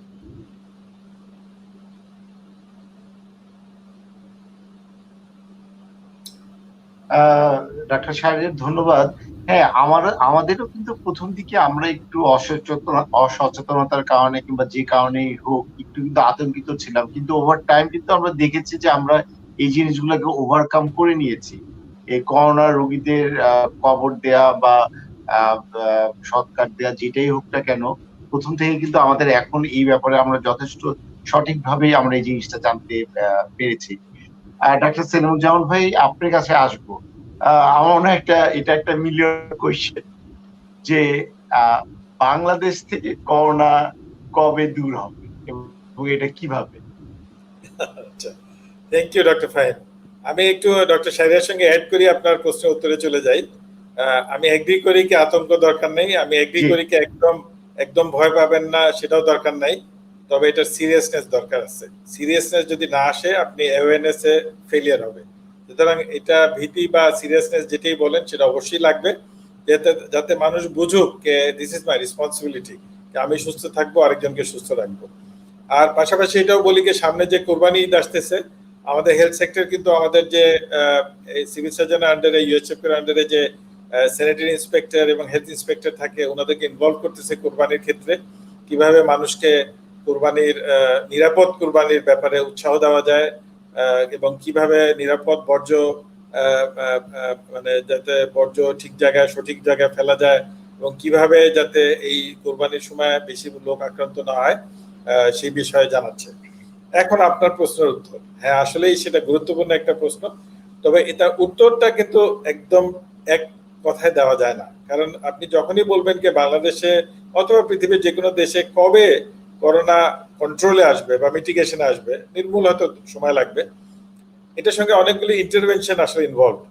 আমি আমার কমিউনিটিকে কতটুকু ইনভলভ করতে পারলাম, পার্টিসিপেশন, অ্যাওয়ারনেস, এডুকেশন কতটুকু করতে পারলাম, আমি আমার মুভমেন্ট এবং আমার যে নন ফার্মাসিউটিক্যাল ইন্টারভেনশন যেমন ধরো মাস্ক পরা, দূরত্ব মেনটেন করা, হ্যান্ড ওয়াশ, এটা কতটুকু মানুষ প্র্যাকটিস করে। মজার ব্যাপার হচ্ছে যে শুধুমাত্র জনগণ না, ইভেন ডাক্তাররাও অনেক কিছু জানে কিন্তু প্র্যাকটিসটা করে না। সুতরাং এই প্র্যাকটিস ইজ ভেরি ইম্পর্টেন্ট।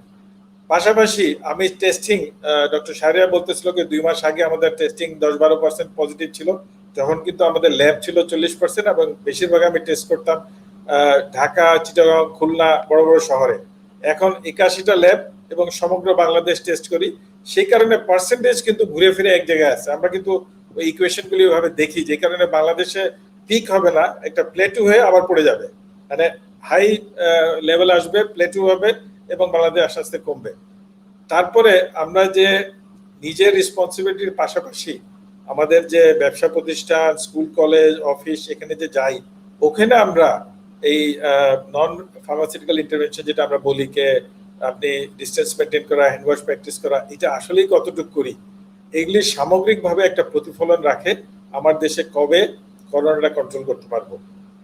আমরা টেস্ট করলাম অনেক, বুঝতে পারলাম অনেক, কিন্তু আমি যদি আইসোলেটই না করতে পারি, আমাকে যদি কন্ট্যাক্ট ট্রেসিং ঠিকভাবে না করতে পারি, যেটা একটা চ্যালেঞ্জ, তাহলে কিন্তু আসলে টেস্ট করে শুধু কোনো লাভ হবে না। আমাকে জানতে হবে কি ওই লোক, তার কাছ থেকে কয়জনকে ইনফেক্টেড করার সম্ভাবনা আছে, তাদেরকে আমি কোয়ারেন্টাইন করবো কিনা, কন্ট্যাক্ট ট্রেসিং করবো কিনা। এই জিনিসগুলি গত 1 মাস ধরে বাংলাদেশে অনেক ক্লিয়ার আপ করা হয়েছে, এবং এইটার ধারাবাহিকতা যদি আমরা সবগুলি পজিটিভ করতে পারি, তাহলে আমরা আশা করি হয়তো অ্যানাদার 2-3 উইকসে আমরা দেখতে পারি বাংলাদেশ একটা ভালো অবস্থানে চলে যাবে। চ্যালেঞ্জ হচ্ছে, আমি যে ইন্টারভেনশনগুলি বললাম, এই সব ইন্টারভেনশনই খুবই কঠিন যদি আমি সিনসিয়ার না হই, যদি আমি জেনেও না জানার ভান করি। যেমন ধরেন, আমি জানি মাস্ক পরতে হবে, কিন্তু আমি মাস্ক পরি, নাকটা খোলা রাখি। আমি জানি কি হ্যান্ড ওয়াশ করতে হবে, আমি 2 হাত দিয়ে সাবান দিয়ে হ্যান্ড ধুবো, সেটা আমি সারাদিনে একবার ধুবো। আমি জানি কি আমি দোকানপাটে গেলে বা বাজারে গেলে বাসায় এসে গোসল করে ফেলতে হবে, আমি মনে করি থাক, একদিন না করলে কি হবে। এই যে না করলে কি হবে, এই যে রেসপন্সিবিলিটি নিলাম না, এগুলি কিন্তু লং রানে একটা গুরুত্বপূর্ণ ভূমিকা রাখে। শিক্ষিত দেশের সুবিধা হচ্ছে কি, আপনাকে 2 বার বলতে হবে, শেষ।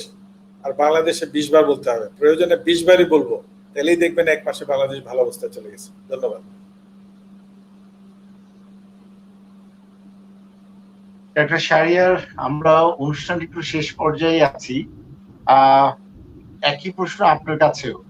কানাডা একটি শিক্ষিত দেশ, এখানে সবকিছুই অত্যন্ত ডেভেলপ, কিন্তু এরপর আমরাও উইশ করি বাংলাদেশে বসে যে কানাডা মুক্ত হোক। কিভাবে সম্ভব, কি ভাবছেন, কবে হবে এটা? আসলে মানে সত্যি কথা যেটা, যে করোনা নিয়ে প্রেডিক্ট করাটা একটু কঠিন, অবশ্যই কঠিন।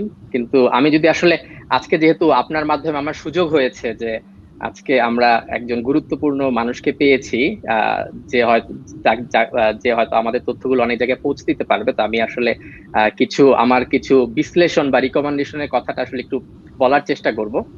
আমার কাছে আমি অনেকের সাথে কথা বলেছি যারা আসলে রোগ তত্ত্ববিদ বা এপিডেমিওলজিস্ট, বা আমরা নিজেরাও আসলে যে অভিজ্ঞতা হয়েছে আসলে করোনাকে নিয়ে, আমার কাছে যেটি মনে হয় বাংলাদেশের ক্ষেত্রে যেটি হওয়ার সম্ভাবনা বেশি, যে এখন কিছু কারণে বাংলাদেশে আমরা সংক্রমণটি আসলে যেভাবে বেড়ে চলেছিল সেটি কিন্তু আমরা সেভাবে দেখতে পাচ্ছি না। বাংলাদেশে এখন শ্রাবণ মাসের শেষ পর্যায়ে রয়েছে, তো এর পিছনে আসলে কারণটা বলা মুশকিল, যে কেন আসলে এরকম হলো, এটা বলাটা আসলে কেউই বলতে পারবে না। নতুন একটি অসুখ, কিন্তু একটি সম্ভাবনা প্রবল, যে যেহেতু দেখা গেছে যে অনেকের মাঝখানে একটা ধারণা এসেছে যে সংক্রমণ কমে গেছে, কিন্তু একই সাথে কিন্তু আমরা দেখতে পেরেছি যে বাংলাদেশের যে শতকরা টেস্টে যে পজিটিভের পরিমাণ যে এখনো কিন্তু 25% বেশি আছে। তার মানে অজানা অনেক মানুষ কিন্তু কমিউনিটিতে রয়ে গেছে, যারা কিন্তু জানে না এবং রোগটি ছড়িয়ে চলছে। এবং সামনে কুরবানির ঈদ আছে, এবং আমরা দেখতে পাবো যে সামনে শ্রাবণ মাসের শেষে কিন্তু আবার আমরা একটা ওয়েদারের চেঞ্জ দেখতে পাবো। কাজেই এই সম্ভাবনা প্রবল যে বাংলাদেশে সংক্রমণের পরিমাণ আবার বেড়ে যাবে, এই সম্ভাবনাটা আসলে অনেক বেশি। এবং সেজন্য আসলে কি হবে সেটি কিন্তু আসলেই নির্ভর করে যে মানুষ বর্তমানে কিভাবে, কতটুকু নিয়ম মেনে চলছে, এবং আসলে সরকারের পক্ষ থেকে কি উদ্যোগগুলো নেওয়া হচ্ছে সেটির জন্য। তো আমার কাছে যেটি মনে হয় যে এ পর্যায়ে আজকে যেহেতু সেলিম ভাই আছে না, তার মাধ্যমে আসলে আমি একটু এই জিনিসগুলো তার কাছে পৌঁছে দেওয়ার চেষ্টা করছি, যে এখন আমাদের টেস্টিংটা বাড়ানো আসলে প্রচন্ড দরকার। বাংলাদেশ কিন্তু চেষ্টা করেছে, এখন 81টি ল্যাবে কিন্তু টেস্টিং হচ্ছে। এর পাশাপাশি আসলে বাংলাদেশের ক্যাপাসিটির ভিতরে যতটুকু আমরা জানি, বাংলাদেশ কিন্তু স্বাস্থ্য খাতে কিছুদিন আগে কিন্তু বিশাল সাফল্য দেখিয়েছিল। কাজে বাংলাদেশে কিন্তু অনেক শক্তি রয়েছে, যেমন বাংলাদেশে যারা চিকিৎসক তারা কিন্তু অত্যন্ত হার্ড ওয়ার্কিং, কিন্তু সেই চিকিৎসকদের কাছেই কিন্তু যে পিপিই সরবরাহ কিন্তু ঠিকভাবে আসলে সময় মতো পৌঁছায়নি, তখন তাদের জন্য কিন্তু আসলে নিজেদের নিরাপদ রাখার কিন্তু ব্যবস্থা করা সম্ভব হয়নি। কাজে অনেক কিছু রয়েছে যেটা হয়তো বা সাপোর্টটা অন্য জায়গা থেকে আসলে প্রয়োজন পড়ে। তো এখন টেস্টিংটা প্লাস অ্যান্টিজেন বেসড টেস্টিং নিয়ে আমরা দেখছি অনেক কথা হচ্ছে, আজকে ট্রেসিং এর কথা এসেছে। এই জিনিসগুলো যদি এখন বাড়ানো যায় বা ঈদের পরপর যদি বাড়ানো যায়, তাহলে হয়তো অনেকাংশে এই সংক্রমণটাকে নিয়ন্ত্রণ করাটা হয়তো সম্ভব হয়ে উঠবে। পাশাপাশি আজকে কিন্তু গুরুত্বপূর্ণ কিছু বিষয়ে আলোচনা হয়েছে, যেমন হেলথ ইন্সপেক্টরদেরকে ইনভলভ করা, স্বাস্থ্য মন্ত্রণালয়ের বাহিরে অন্যান্য মানুষজনকে ইনভলভ করা। আমরা কিন্তু দেখেছি যে জোনিং এর ব্যাপারে কিন্তু একটা পরিকল্পনা হয়েছে, একটি কিন্তু আমরা দেখেছি যে বিশদ একটি পরিকল্পনা পত্র কিন্তু ছিল। আমরা সেফটি গাইডলাইন নিয়েও কিন্তু ডিজি হেলথ থেকে চমৎকার 62 পৃষ্ঠার একটি কিভাবে নিজেদেরকে নিরাপদ রাখতে হবে সেগুলোরও কিন্তু একটি নীতিমালা কিন্তু এসেছে। কিন্তু আমরা সেই বাস্তবায়নের যে জায়গাটা রয়েছে সেটা আসলে গুরুত্ব দেওয়া এবং হেলথ ইন্সপেক্টরের মতো যে লোকাল রিসোর্স গুলো রয়েছে সেটি আসলে স্থানীয় পর্যায়ে সরকারের প্রতিনিধিরা হতে পারে, সরকারি দলের প্রতিনিধি হতে পারে, স্বেচ্ছাসেবকরা হতে পারে, বিভিন্ন মসজিদ বা স্থানীয় কমিটি হতে পারে, তাদেরকে সম্পৃক্ত করে যদি মানুষজনকে সচেতনতার চেষ্টা করা যায়। কারণ তা না হলে সত্যিকার অর্থে এখন যেহেতু একটি আমরা যদি সোশিও বিহেভিয়ারালের কিছু প্রিন্সিপাল দিয়ে বলি, যেহেতু মানুষ দেখতে পাচ্ছে যে হাসপাতাল রোগে ভর্তি পরিমাণ কমে গেছে এবং মানুষ যেহেতু দেখতে পাচ্ছে যে বিভিন্ন জায়গায় বলা হচ্ছে আমাদের অবস্থা আগের চেয়ে ভালো, কাজে এই অবস্থায় স্বাভাবিক যে নিয়মগুলো, যে সাবান দিয়ে হাত ধুতে হবে, হাতে মুখে চোখে হাত লাগানো থেকে বিরত থাকতে হবে, 6 ফুট দূরত্ব মেনটেন করতে হবে, প্রয়োজনের ছাড়া বাহিরে যাওয়াটা লিমিটেড করতে হবে, মাস্ক ব্যবহার করতে হবে, এগুলো কিন্তু মানুষের মানার প্রবণতাটা কম হয়ে যাবে। এবং সে কারণে কিন্তু ভবিষ্যতে হঠাৎ করে আমরা কিন্তু দেখতে পারি যে সংক্রমণের পরিমাণটা হয়তো বা বেড়ে যেতে পারে। এবং টেস্টিংটা যদি ঠিকভাবে করা না হয় তাহলে কিন্তু পরিকল্পনা করা বা জোনিংটা, ইভেন কোন জায়গাটাকে আমরা রেড জোন বলবো সেটাও কিন্তু নির্ধারণ করাটা অনেক কঠিন হয়ে যাবে। কাজেই এই বিষয়গুলো যেহেতু আজকে আমরা সেলিম ভাইকে সাথে পেয়েছি, তার মাধ্যমে আমি এই কথাগুলো আসলে পৌঁছে দেওয়ার জন্য এই কথাগুলো আসলে আজকে তার সামনে উপস্থাপন করছি।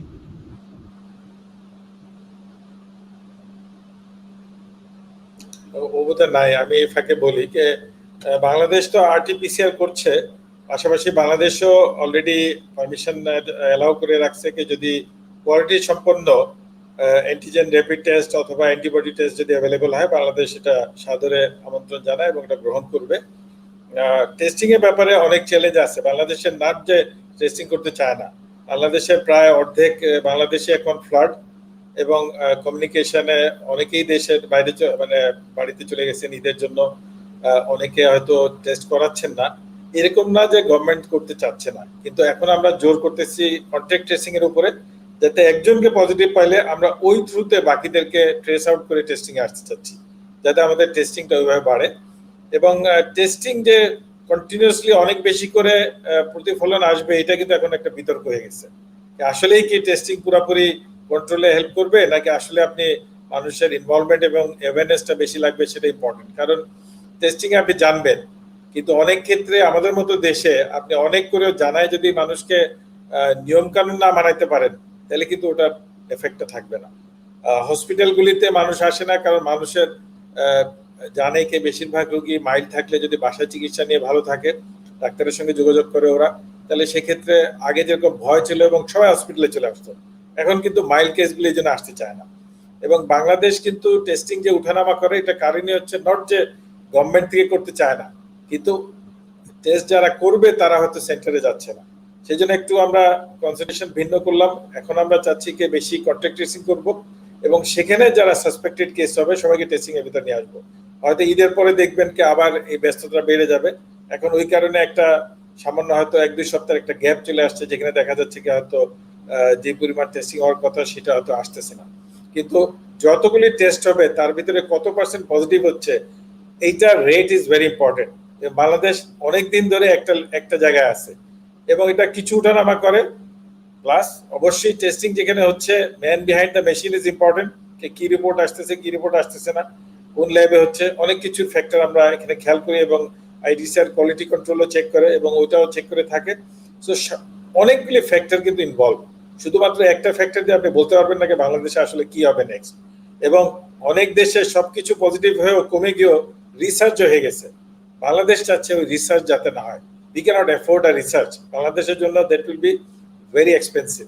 আমরা চাচ্ছি কি কিভাবে কন্ট্রোলটা আনতে। এই কারণে বাংলাদেশ ইভেন আমাদের পয়েন্ট অফ এন্ট্রি গুলিতে ডাক্তারদেরকে ট্রেন আপ করছে, যারা আসবে ওদের জন্য স্পেশাল ব্যবস্থা করছে, এবং যারা বিদেশ থেকে আসবে ওদের সার্টিফিকেট দেয়, যেটা বাংলাদেশ থেকে বাইরে যাবে তাদের সার্টিফিকেটের ব্যবস্থা করছে। Systems are in place, but সিস্টেমগুলি কোয়ালিটি লেভেলে আনাটা হয়তো it will take little time. So আমরা ঠিক স্টেপেই আগাচ্ছি, ম্যাটার অফ টাইম কি আমরা এটা কভার করতে পারবো। থ্যাংক ইউ সেলিম ভাই। শাহরিয়ার, আমরা শেষ প্রশ্নটি করব। আসলে প্রশ্নটা জানতে চাইবো, করোনা নিয়ে আলাপ হলো, মহামারী নিয়ে আলাপ হলো, দুটি দেশে কে কিভাবে কাজ করছে জানা গেল। বাংলাদেশও তো অ্যালাইন আছে সবকিছু বিষয়ে এবং আপডেট আছে, সেই বিষয়টা আমরা বুঝতে পারলাম। ওভারঅল আমরা সুস্থ থাকতে চাই। ডাক্তার শাহরিয়ার, সুস্থ থাকার জন্য এবং ভবিষ্যতেও পৃথিবীকে এই ধরনের মহামারী থেকে দূরে রাখার জন্য আমাদের কি করণীয়, এই ব্যাপারে আপনার পরামর্শ দিয়ে আপনার বক্তব্য শেষ করে দিতে চাচ্ছি। ধন্যবাদ ফাহিম আহমেদ রূপম ভাই, আসলে আজকে এই সুযোগ দেওয়ার জন্য আমাকে। এবং আমার কাছে মনে হয় যে আসলে যদি করোনা নিয়েই বলি বা ভবিষ্যতে অন্যান্য আসলে সম্ভাব্য মহামারীর কথা, প্রথমে করোনা নিয়ে যদি বলতে চাই, তাহলে মানে আমরা কিন্তু সবাই জানে মোটামুটি যে আসলে উপায়গুলো কি। আমরা যদি সহজভাবে বলতে চাই যে করোনা প্রতিরোধের আসলে 7টা সহজ উপায় আছে। সাবান দিয়ে 20 সেকেন্ড সময় নিয়ে হাত ধুতে হবে, নাকে মুখে চোখে হাত লাগানো যাবে না, 6 ফুট দূরত্ব মেনটেন করতে হবে কমপক্ষে, প্রয়োজনের ছাড়া, খুব বেশি প্রয়োজন না হলে যতটুকু যায় জনবহুল এরিয়া পরিহার করতে হবে, বাইরে গেলে মাস্ক ব্যবহার করতে হবে, অসুস্থ হলে অন্যদের সংস্পর্শ পরিহার করতে হবে। এবং খুব গুরুত্বপূর্ণ একটি বিষয়, আমরা অনেক সময় এটা মিস করি, যে কেবলমাত্র বিশ্বস্ত উৎস থেকে তথ্য সংগ্রহ করতে হবে। এটা কিন্তু আমাদের খুব ভুল হয়ে যায়। সেজন্য দেখা যায় যে অ্যাওয়ারনেসের জায়গায় আমরা সঠিক কাজটি করতে না যে কিন্তু অনেক সময় ভুল করে ফেলি। আর করোনার জন্য বা অন্যান্য মহামারীর জন্য আসলে কিছুদিন আগে আমরা বাংলাদেশ এবং বাহিরে যারা জনস্বাস্থ্য নিয়ে কাজ করছি, আমরা একটি নিউজ পেপারে একটা আর্টিকেল লিখেছিলাম যে আমরা আসলে পরবর্তী মহামারীর জন্য কি কি প্রস্তুতি থাকা উচিত, বা করোনা মহামারী থেকে এখন লার্নিংস গুলা কি আছে, এটার উপর আমরা লিখেছিলাম। এবং সেখানে আমরা কতগুলো বিষয় বলেছি। একটি লার্নিং হচ্ছে যে আসলে তথ্য আসলে কতটুকু গুরুত্বপূর্ণ। যে আজকে যদি আমরা শুরু থেকে যদি জানতে পারি যে আমাদের দেশে আসলে কারা কতটুকু জায়গায় সংক্রমিত হচ্ছে বা আক্রান্ত আছে, এটি পরবর্তী যে কোনো ডিজিজের জন্য, সেটি কিন্তু কিছু দেশকে অনেক বেশি এগিয়ে দেয়, কিছু দেশকে অনেক বেশি পিছিয়ে দেয়, অথবা একটি বিশাল একটি পার্থক্য কিন্তু তৈরি করে। আজকে যেরকম সেলিম ভাই যেরকম বললেন যে আমাদের কিন্তু বাংলাদেশে হেলথ ইন্সপেক্টরের মাধ্যমে উনি চাইলেই কিন্তু ডায়রিয়া অন্যান্য ডিজিজের খুব দ্রুত সময়ে কিন্তু খবরটা নিয়ে নেওয়া সম্ভব। সেই একই রকম সিস্টেমকে ইউটিলাইজ করে আমরা যদি বিভিন্ন রকম যে সম্ভাব্য যে অসুখগুলো আসতে পারে সেগুলোকে যদি একইভাবে মনিটরিং করা যায়, তাহলে তো ভবিষ্যতের জন্য একটি ভালো প্রস্তুতি হবে। পাশাপাশি হচ্ছে গিয়ে আমার মনে হয় যে করোনার জন্য বিশ্ব যে আরো একটি বড় বিষয় শিখেছে, যে চিকিৎসা মানে কেবলমাত্র চিকিৎসা সেবা না, এর পাশাপাশি কিন্তু একটি জনস্বাস্থ্যের যে বিষয় আছে বা হেলথ সিস্টেম ম্যানেজমেন্ট পরিকল্পনার যে জায়গাটি রয়েছে, এটাও কিন্তু আজকে মানুষের চোখের সামনে চলে এসেছে। কাজে এই পরিকল্পনাটাকে আসলে গুরুত্ব দেওয়া এবং সেজন্য আলাদাভাবে চিন্তা ভাবনা করা, এবং স্বাস্থ্যের বিষয় যে কেবলমাত্র স্বাস্থ্যের মাঝেই সীমিত নয় সেটিকে উপলব্ধি করা। আজকে কেউ যদি অসুস্থ হয়ে যান, তাকে হাসপাতালে যেতে হলেও কিন্তু একটি যানবাহনের মাধ্যমে যেতে হবে। কাজেই আজকে স্বাস্থ্য বিষয়টি কিন্তু কেবলমাত্র, আজকে যদি আমরা যখন করোনার বিষয়টি দেখলাম, এখানে কিন্তু বর্ডার কন্ট্রোল একটি ইম্পর্টেন্ট বিষয়, এবং সেক্ষেত্রে কিন্তু স্বাস্থ্য মন্ত্রণালয় আসলে কতটুকু কি করার রয়েছে। আজকে এরকম ভাবে যে আসলে স্বাস্থ্য কেবল স্বাস্থ্য মন্ত্রণালয় বা কেবলমাত্র হাসপাতাল বা ডাক্তারের মাঝে সীমাবদ্ধ নয়, এই বিষয়টি কিন্তু বড় একটি উপলব্ধি হয়েছে। আর আমরা যদি আরো একটি বিষয় বলি, আসলে এই করোনা ভাইরাসের কারণে কিন্তু আমরা কিন্তু বাংলাদেশের দিকে যদি তাকাই, তাহলে কিন্তু আমরা দেখতে পেয়েছি যে আমাদের যে চিকিৎসক গোষ্ঠী তারা আসলে কতটুকু সক্ষম এবং তারা কতটুকু মনোবল তাদের বেশি। আমরা দেখেছি বিশ্বের সব দেশের মধ্যে বাংলাদেশের চিকিৎসকদের মধ্যে সংক্রমণের পরিমাণ অত্যন্ত বেশি, তারপরও কিন্তু তারা তাদের কাজের মনোবল কিন্তু হারাননি। তাদের মনে কষ্ট থাকতে পারে যে তারা আসলে পিপির ব্যাপারটাতে তারা নিজেদেরকে ওভাবে শুরুর দিকে প্রোটেকশনের ব্যবস্থা ঠিকভাবে হয়তো বা হয়নি বা দেরি হয়েছে কিছুটা, যেহেতু এটা আসলে রিসোর্সের ব্যাপারও আছে। পিপিই নিয়ে সংকট কিন্তু বিশ্বের সব দেশেই ছিল, আমাদের কানাডাতেও কিন্তু পিপিই নিয়ে অনেক সংকট ছিল, এবং আমাদের এখানেও কিন্তু যারা আজকে যখন আমাদের অনেক বেশি সংক্রমণ ছিল তখন কিন্তু আমি অনেক খুঁজে আমার ব্যবহারের জন্য কোনো মাস্ক পাইনি, কারণ মাস্কগুলো কিন্তু দেওয়া হচ্ছিল চিকিৎসকদেরকে। কাজে সব জায়গাতে কিন্তু এই জিনিসটাও ছিল, কিন্তু এর মাধ্যমে কিন্তু আমরা জানতে পেরেছি যে আমাদের যে চিকিৎসকরা তাদের কিন্তু মনোবলটি অনেক রয়েছে। কাজে এরকম বাংলাদেশের যে শক্তির জায়গাগুলো কিন্তু আমরা ধরতে পেরেছি, যেমন বাংলাদেশে কিন্তু দেখা যায় লোকাল লেভেলেও যে যারা যারা স্থানীয় যে গভর্নমেন্ট রয়েছে বা যারা সরকারি দলের যে কমিটি রয়েছে অথবা স্থানীয় যে কমিটি রয়েছে অথবা হেলথ ইন্সপেক্টরের মধ্যে যে ইনফ্রাস্ট্রাকচার রয়েছে, আমরা জানি বাংলাদেশে ইপিআই এর একটা লোকাল ইনফ্রাস্ট্রাকচার আছে। তো এরকম বাংলাদেশে অনেক শক্তির বিষয়গুলো কিন্তু রয়েছে যেগুলো আসলে প্রপারলি ইউটিলাইজ করে অনেক বড় ধরনের বিষয়গুলোকে মোকাবিলা করা সম্ভব। এবং আসলে আমার মনে হয় যে এই যে করোনা যখন সামনে আমাদের এসেছে, আমরা আসলে 1918 সালের দিকে আমরা স্প্যানিশ ফ্লু সম্পর্কে জানতাম, এরকম মহামারী 100 বছর পর পর ফিরে আসার সম্ভাবনা থাকে, এটিও আমরা জানতাম, কিন্তু কেউই কিন্তু আসলে সেভাবে ব্যবস্থা অনেক আগে থেকে পরিকল্পনা কিন্তু নেয়নি। আমরা কিন্তু আজকে ইউএস এর অবস্থা কিন্তু আমরা দেখেছি যে, এবং তার একটি অন্যতম কারণ আমাদের যেহেতু ইউএস আমাদের প্রতিবেশী, আমি যেখানে অবস্থান করছি তার প্রতিবেশী দেশ, আজকে ইউএস এর এই অবস্থার অন্যতম কারণ হচ্ছে যে যারা বিশেষজ্ঞ তাদের কথাগুলো না শোনা। ইউএসএ তে কিন্তু জন হপকিন্স এর মতো ইউনিভার্সিটি রয়েছে, সিডিসির মতো কিন্তু বিশাল বড় প্রতিষ্ঠান রয়েছে, কিন্তু তাদের কথাগুলো শুনে সিদ্ধান্ত নেওয়া কিন্তু অত্যন্ত গুরুত্বপূর্ণ। যেহেতু বাংলাদেশের ক্ষেত্রে দেখা গেছে যে চিকিৎসা ব্যবস্থাটা আসলে চিকিৎসা সেবা কেন্দ্রিক ছিল, পরিকল্পনার জায়গাটুকু আসলে সেভাবে যে একটি উপলব্ধির জায়গাটা আগে থেকে ছিল না। আমার মনে হয় এটি একটি বড় সুযোগ তৈরি হয়েছে, যখন হয়তো মানুষ বুঝতে পারবে যে যে পরিকল্পনা আসলে কতটুকু গুরুত্বপূর্ণ, এবং সেই শিক্ষাটাকে কাজে লাগিয়ে হয়তোবা পরবর্তী যে সময়গুলো রয়েছে সেদিকে আমাদের স্বাস্থ্য ব্যবস্থাকে আরো উন্নত করার জন্য এটি অনেক বড় একটি লার্নিং হতে পারে বলে আমি মনে করি। ডাক্তার শাহরিয়ার হোসেন, অনেক অনেক ধন্যবাদ। অনেক দূরে থেকেও আপনারা শুধু কানাডা নিয়েই আপনি কাজ করছেন না, বাংলাদেশকে নিয়েও ভাবছেন। আমরা আশা করি যে ভবিষ্যতে আপনার এক্সপার্টিস বাংলাদেশের হেলথ সেক্টর রিফর্মে আরো অনেক সহযোগিতা করবে। অনেক অনেক ধন্যবাদ। সেলিম ভাই, শেষ করতে চাচ্ছি আপনাকে দিয়ে। বাংলাদেশের আপনি একজন স্বাস্থ্য পলিসি মেকারদের মধ্যে একজন, এবং বাংলাদেশের একজন আপনি অত্যন্ত সিনিয়র একজন মানুষ, এবং যথেষ্ট সুনামের সাথে দীর্ঘদিন থেকে আপনি সরকারের সাথে, স্বাস্থ্য মন্ত্রণালয়ের সাথে স্বাস্থ্য সেক্টরে কাজ করে যাচ্ছেন। ঠিক একই রকম ভাবে আপনি আমাদের জনগণকে উদ্দেশ্যেই বলেন কিংবা রোগীর উদ্দেশ্যেই আপনার কোনো মেসেজ বা অ্যাডভাইস থাকলে। ধন্যবাদ ডক্টর ফাহিম। আমি আসলে কয়েকটা পয়েন্টে ছোট ছোট কিছু মেসেজ দিব। এক নম্বর হচ্ছে যে সাবান দিয়ে হাত ধোয়ার কোনো বিকল্প নাই, হ্যান্ড স্যানিটাইজার প্রয়োজন মতো ইউজ করা যেতে পারে। 2 নম্বর হচ্ছে কি আমাকে মাস্ক ব্যবহার করতে হবে, জনগণের জন্য হচ্ছে কাপড়ের মাস্কটা। 3 নম্বর হচ্ছে কি আমাকে অবশ্যই ফিজিক্যাল ডিস্টেন্সিং বা সোশ্যাল ডিস্টেন্সিং মানতে হবে, এটা আমি চাই আর না চাই। বাংলাদেশে আমরা WHO ফলো করি, সেটা হচ্ছে 1 মিটার অথবা 3 ফিট। এবং আমি যদি মনে করি যে আমি অসুস্থ, তাহলে আমাকে অবশ্যই ডাক্তারের সঙ্গে যোগাযোগ করতে হবে। আমার যদি জ্বর থাকে, আমি বাসায় বসে না থেকে অ্যাটলিস্ট ডাক্তারকে ফোনে বা অন্য সরাসরি ডাক্তারের কাছে গিয়ে যদি যোগাযোগ করি, অ্যাটলিস্ট ডাক্তার জানবে যে আমার কি ধরনের রোগ হতে পারে এবং আমি কোথায় থাকবো, তাতে আমি ব্যবস্থাগুলি গ্রহণ করলে আমার কাছ থেকে আরেকজনকে ছড়াবে না। পাশাপাশি আমাকে অবশ্যই এই জিনিসটা মাথায় আনতে হবে যে আমি নিজেকে নিরাপদ রাখবো, আমি আরেকজনকে নিরাপদ করব, এবং আমার সঙ্গে যারা থাকবে, উঠা বসা করবে, তাদেরকেও বলবো আপনি নিজে নিরাপদ থাকুন, আমাকে নিরাপদ রাখুন। আর সবকিছু সাকসেসের পিছনে হচ্ছে জনগণ বা কমিউনিটি ইনভলভমেন্ট, এটা ছাড়া কিন্তু জিনিসটা হবে না। ধন্যবাদ। ধন্যবাদ ডক্টর ফাহিম। অনেক অনেক অনেক ধন্যবাদ আপনাদের দুজনকে। আশা করি পরবর্তীতে অন্য কোনো ইস্যু নিয়ে আপনাদের সাথে আমাদের কথা বলার সুযোগ হবে। স্বাস্থ্যবির সকল দর্শককেও ধন্যবাদ জানাচ্ছি যে এতক্ষণ আমাদের সঙ্গে থাকার জন্য। আপনারা এই টিভিকে সাবস্ক্রাইব করবেন। আমরা চেষ্টা করব আপনাদেরকে সঠিক তথ্য এবং উপদেশটা সময় মতো আপনাদের সামনে হাজির বা উপস্থাপন করার জন্য, এবং পরবর্তীতে আপনারা পরবর্তী পর্ব দেখার জন্য সাবস্ক্রাইবারের পাশাপাশি যে একটা বেল আইকন আছে সেটিও ক্লিক করে রাখবেন, তাহলে পরবর্তী পর্বগুলো আপনারা দেখতে পারবেন। দর্শক, আজকের মতো এখানেই শেষ করছি। আপনারা সবাই ভালো থাকুন, সুস্থ থাকুন। শুভরাত্রি।